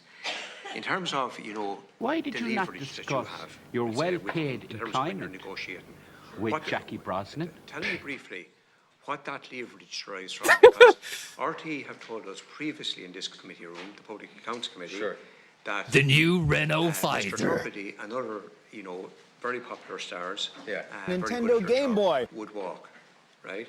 You have said no, that's not the case here today. So Don't obsess with me all the time. So I'll tell you exactly where, and tell me about the scale of that. I come from a working class background. I come from very, very hard work. I come from a chocolate background. Working class background. Both my parents worked very hard, and all they ever said to us was, "You work hard, and then you work harder, and if you want something, then you work hard again." So for me, I accept that. So for me, fucking shit childhood. Yeah, you work hard again, and then you work hard after that. Oh, great. When that's life, is it? Yeah, it's a load of fucking work. And then you get a Cadbury's chocolate bar at the end of it. Maybe. I have leverage. I manage people that have no management. I manage people that have no union, that have no representative. I work with people that have contract Can I cut to only. the chase? Sure, sorry. Anybody that's ever done a bit of wheeling and dealing will know this, right? When you're sitting there, you know, and it's whoever blinks first, right? And you're there and you're negotiating with the top finance people or legal people or indeed with the Director General. Where does that leverage derive from? Because there's a clear contradiction between your position, right? And you come from a background of sales, you know, and selling chocolate and not being derived from it. That's just, and fair play to you. You worked your way up, right? But, you know, where does that leverage come from? You're not giving me an answer to this. I don't understand what you mean by leverage. I don't understand where does the power, in other words, you're bargaining power. You need bargaining power when you're wheeling and dealing and when you're, you know, when you're involved in sales. When you're involved in wheeling and dealing. You're involved in serious negotiations. I get you. He's saying wheeling and dealing makes him sound like a bit of a fucking wide boy. Serious negotiations, and don't minimise this, right? On behalf of the I'm not trying to. Where does the leverage and power derive from? You know, it's not leverage or power. It's all based on fact, and it's all based on figures and commercial reality. Leveraged. I come from a Renault background. My parents had a 5 and then worked their way up to a Megane. And then eventually got themselves a Laguna. Based on, and over the period of those 6 years from 2012 to 2020, Ryan Tubridy's shows. Now, you could say somebody else could do the show and all of that sort of stuff. Ryan Tubridy's shows over that 6 period with the team. Script courtesy of Asdatesco there. Thank you. Asdatesco, thank you very much for the script there. Ryan Tubridy brought in 100 million in commercial revenue. And in fairness, it was a hugely successful commercial operation. They, like in 2001, they took in 148 million in OT, just purely in commercial and not licensed. So it's a big. You've outlined that very well, and thanks for that. So just in relation to some people in RT, you know, we have looking at some of the documents come across to me that you have significant influence and significant power in terms Brian Stanley, Arthur Leash. The real Director General at RT is Noel. Sinn Féin. That tiny, make the hat a tiny one. That's what's being said. Not by somebody. Not by somebody on the street corner. This is by people who are working in RT. Okay. It's you know what? It's so ridiculous. We do deals, and we do contracts for our people. You know, I might be in RTE and can I move 6 times in a year. You know, but equally we do another adapter, guys. Another adapter. You know, can I move to one of those deals for a moment? Just in relation to the Renault deal, the tripartite deal, yourselves, Renault, and RTE. Apartheid. It's a 1-year deal from October 2020 to December 21. So we've been told from the start that's a 3-year deal, but it wasn't a 3-year deal. The taxpayer's pocket. Thank you very much. Read it carefully. He read it. It's a 3-year deal. Going to talk like this for the rest of €3 fucking €3 deal, man. It's nowhere in the contract. Fucking €3 meal deal. Be a 5-year deal. Yeah, we signed the contract. Right. And can I ask you this? And you would be used to signing contracts, right? Why did you expect RT Why do you not discuss? Don't obsess with me all the time. When this is only a 1-year deal. Again, why? The relationship is with Renault and the sponsor. Renault and RTE. But why did you expect that? All I actually want them to all I want them to underwrite was that if the sponsor changed legally, Mr. Kelly, hold on now, you're signing the deal, and you know that unless it's nailed down in that, signed on the dotted line, right, it doesn't stand for anything. Isn't that correct? You know that. We had, as I said, we had a separate contract for Ryan to do this outside of his radio and TV. And tell me, why is there no figure mentioned in it? There is no figure mentioned of 75,000 per annum. Well, why is that? Sorry, in the pack, in the invoice, and the instructions, everything is there. I mean, you're rubbish to say that earlier on, and you minimise. And they called him the chocolate girl. Minimise that earlier on. The document, the primary document, is because he got the best fucking deal for his client. So they call him the chocolate man. No figure mentioned. Not signed up for a 3-year deal, but you're working on the basis it has 3-year deals, right? Wrapped in bits of silver, broken up and swallowed. why, and I haven't heard a clear explanation for this, why was this only signed on the 21st of April this year when the 10-10-20 hit the fan? Because it was a working document. The first one's supposed to be 20, then 21, 22. So that's why, to be honest with you, it was a working document insofar as it was about. But Mr. Kelly, you're asking me and the committee and the public to believe here today, and just let me tell you what you're asking to believe. They're asking to believe that that you'll enter into an agreement, not excuse me, not signed to this year, right? The dairy milk deals. 3 years. Without having the nail What's Jack Connolly there? I heard that when he said the 10-10-20 hit the fan. What does that mean when he said the 10-10-20 hit the fan? What's that? The 10-10-20? Is that code for... Is that like CB radio code for shit? A professional agent, right? And people say you're very successful. Oh, it's fertilizer. You mean to tell me that you entered into this without this having been paid down for 3 years? Because that's the effect of it. You did not sell it. Neve McCormick signed it on 21st of the 4th on behalf of you and Mr. Tubridy, 21st of the 4th, 23. And can I ask you this? An RT never signed it. There's no RT signature on it. And let me just say this to you. What's also incredible is the second last line in the agreement says, once signed by all parties, this agreement will constitute a legally binding agreement, a legally binding document. NK Ultra is after you. He wants to get you a good deal with Renault and the boys. Now you were telling me you went along in a wing and a prayer with 4 million. Won't be paying no license, thanks for the tip, in the taxpayer's pocket. Thank you very much. Signed this year, you know, no figures mentioned in it, not a 3-year Another deal. You were happy. Exasperated exhalation. Look at Ryan's face. He is fucking sick of this at the moment. He wants to get out of there, but he knows that there's still at least another 4 hours to go here. It's torturous. Imagine being Ryan in this situation, knowing there's 4 hours to go. That's exactly the face I'd be making as well. Let's just rewind there just to hear that exhalation. Contracts. You know, and I know that you don't sign contracts or you don't enter into agreements or contracts on the basis of a document like that. You know that. Am I not correct in saying that? But RTE had brokered the contract. Again, the player is... It's the undoing of the fucking stream here. And brief material provided for today's meeting. Who'd have thought there had been another player in the country that wasn't up to scratch? And then if you right-click on it, we get the... Before I go, can I just briefly say, Hey, look. Just to say, thank you to the committee for the courtesy with which they've afforded us with their questions today. I'm sure there are more pressing issues in the world, but at the same time, that's not to belittle what we were talking about today. Thank you for your time and thank you for sharing. Just personally, thanks for attending. We need to have... You probably heard me quoted the same many times. That it is really important to hear your side. As I say, we respect the Oireachtas and the committee, so thank you. I want to thank you for that.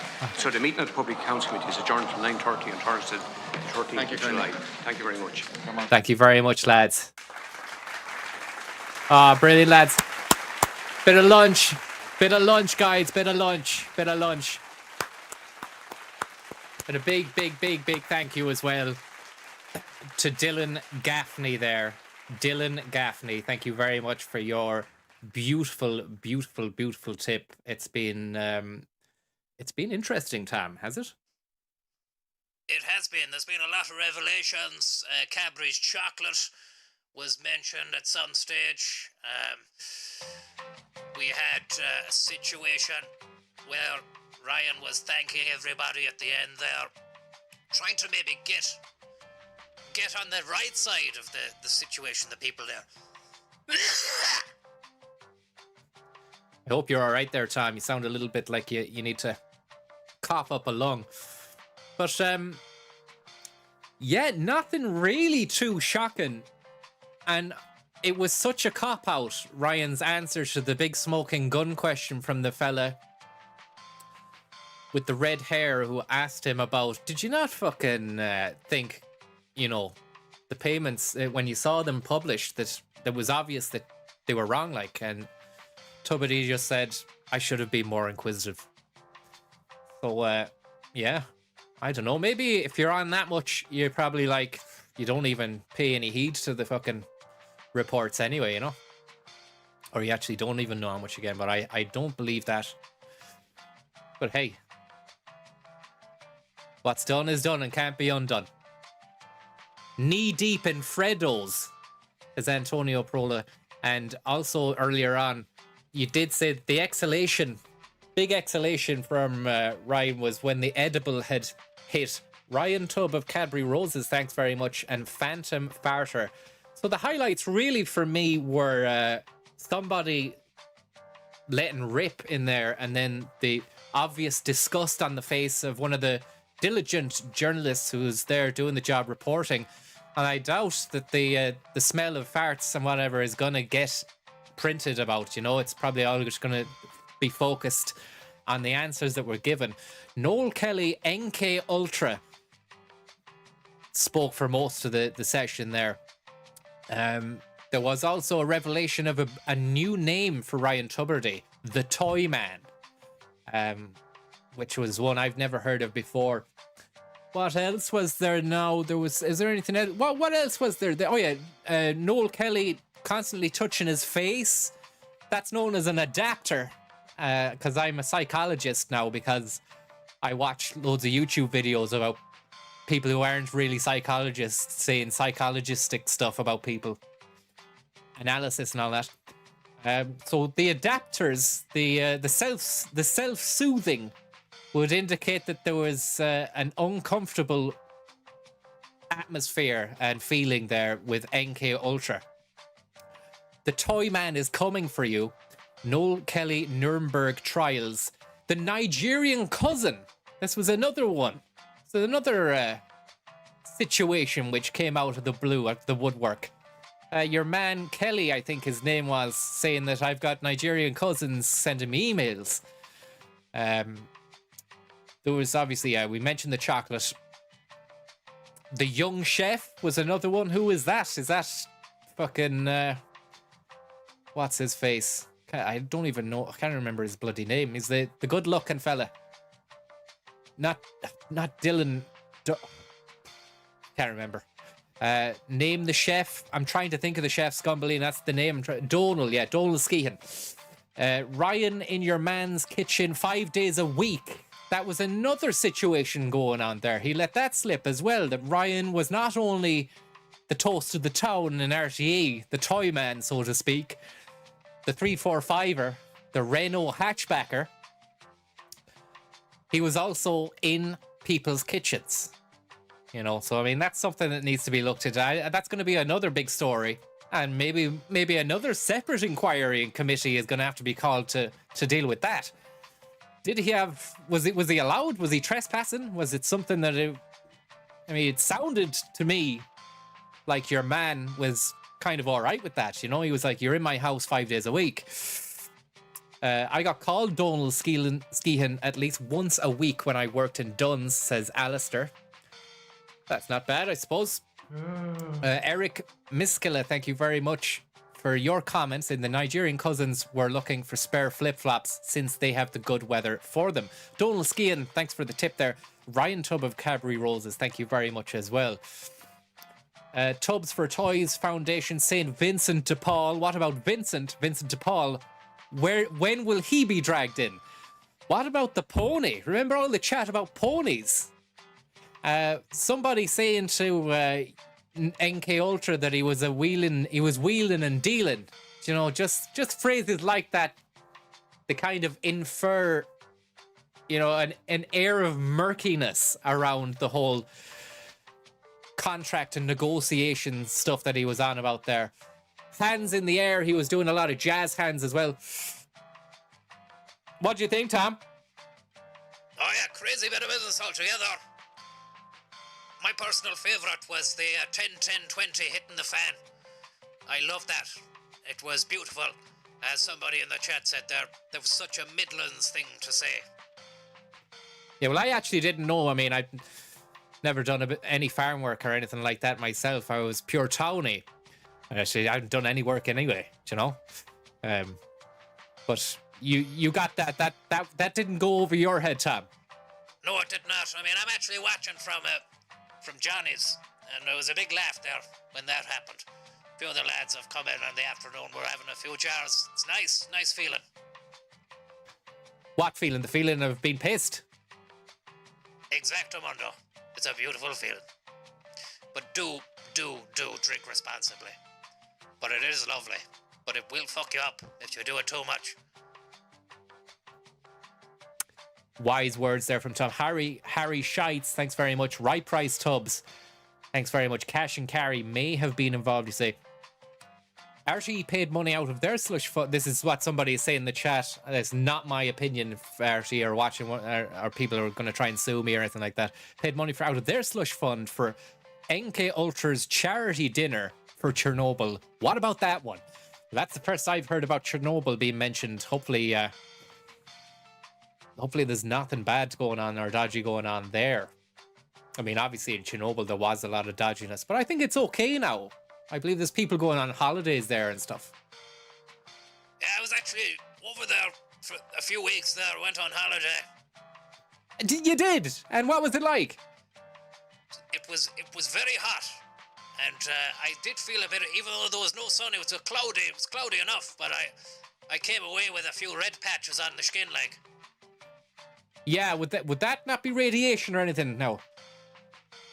It might be, but look, sure, I had the factor 50 on.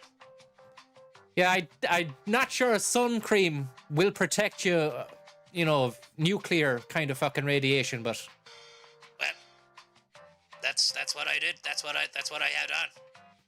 I think you need a fucking hazmat suit and a Geiger counter. Pure radiation vibes. Value added tubs, says Kevin Joyce. UV gamma ray all the same, Antonio Prola, and you'd be fairly Chernobyl, says Simon Burke. I think that's all we have for the committee today. It says meeting at 4 p.m. Does anybody in the chat know whether or not this is going to be coming back on? Because it says the Joint Justice Committee or Joint Committee on Justice is going to be on, but I don't think that's anything to do with Ryan's private savings. Thanks very much for the tip there. Tubbs is back at 3, says MMCR 96. Aid in the average says not till Thursday. Thanks for the stream, Sean. No problem. Thanks for tuning in. And 2-pack hologram is going to be on now, says Jimmy. Okay, there's another one at 3, but I'm not sure that's going to be NK Ultra and the boys. What about that solicitor? He was doing some work. Oh, I forgot about the sport is on the site. I was meant to watch the Tour de France, maybe a bit of fucking tennis as well. Just chill out watching that. But I forgot that this was on, and once it came on, I thought we have to get back on the stream there. Back at 3, just different committees of Scumbelina. I have been downloading games to beat the band. I've Dead Space. I have got Cyberpunk in my possession. I've a load more. I've old classics from PS2, PS3 classics. I got the PS3 emulator running on the PC. I've all the games bought. Don't be fucking trying to sue me about that. I can prove to you that I've got the fucking discs. If it comes down to the crunch, I'll prove to you. Tubbs and Trials, thank you very much for the tip there. So, that is kind of what I'm trying to get going at. It's just selecting the right game and having the right vibe, and then going for that vibe and seizing the day, carpe diem style. But I'm not sure what time or when that is, but please believe me, it is my biggest intention to get back gaming. Just needs to be the right fucking scenario. I can't describe it. I can't explain what it is. Do you know? Can't explain what it is. This when this committee came on and I saw it was on, then it was like, this has to be, I need to watch this and need to see people commenting and chiming in with funny stuff. It'll just be a big buzz and I'll buzz off it. So I kind of didn't really have any of that feeling regarding games, video games. Even Cyberpunk, I started playing it and it's great and everything. It looks amazing, but it doesn't really, it's not like Fallout in that it's not an atmosphere that I kind of, I'm like, yeah, I want to play more of that. I could be wrong though. I just have a short attention span. It's being ruined. And it's getting worse by the day because all the media and shite I consume is just like fast. Haven't read a book, haven't read a newspaper, haven't read any articles that are longer than fucking 100, 200 words. So maybe the streaming could be a testament to being able to build up that ability to be able to stay focused on one thing. But anyway, I'm talking shite here. I think we have streamed for an hour or two. 3 hours. That's not bad to try and get back into the swing of things anyway. Harry Shites, thanks very much for the tip there. Ryan better bring the K for the condoms, you say. Don't know what that means. And actually, it's not my opinion or not my words there. That's someone has wrote that. Although I have said that, so I mean, I could be held liable for any sort of... I won't bother talking anymore because it's just going to give people different ideas maybe. Right, we'll talk to you later on. Thanks very much for joining us. It's been a wonderful afternoon, and unfortunately we didn't get to see Tupac Shakur, the hologram, but that's Fastway for you. Good night and God bless, and we'll hopefully see you soon. Hopefully these boys are going to be back again, are they? If they are, then we'll be back. If there's any more funny stuff that's on in the committee rooms or whatever, I'll try and get back. I don't think we're going to match that level of uncomfortability and sweatiness. It was a sweaty room. It was a sweat box. So we'll talk to you later on. Anyway, and thanks very much for joining us. Yep, thanks very much, folks. Hopefully you're getting on well, and all the best to you. Thanks very much for joining us. That's that. We'll talk to you later, lads. Bye-bye.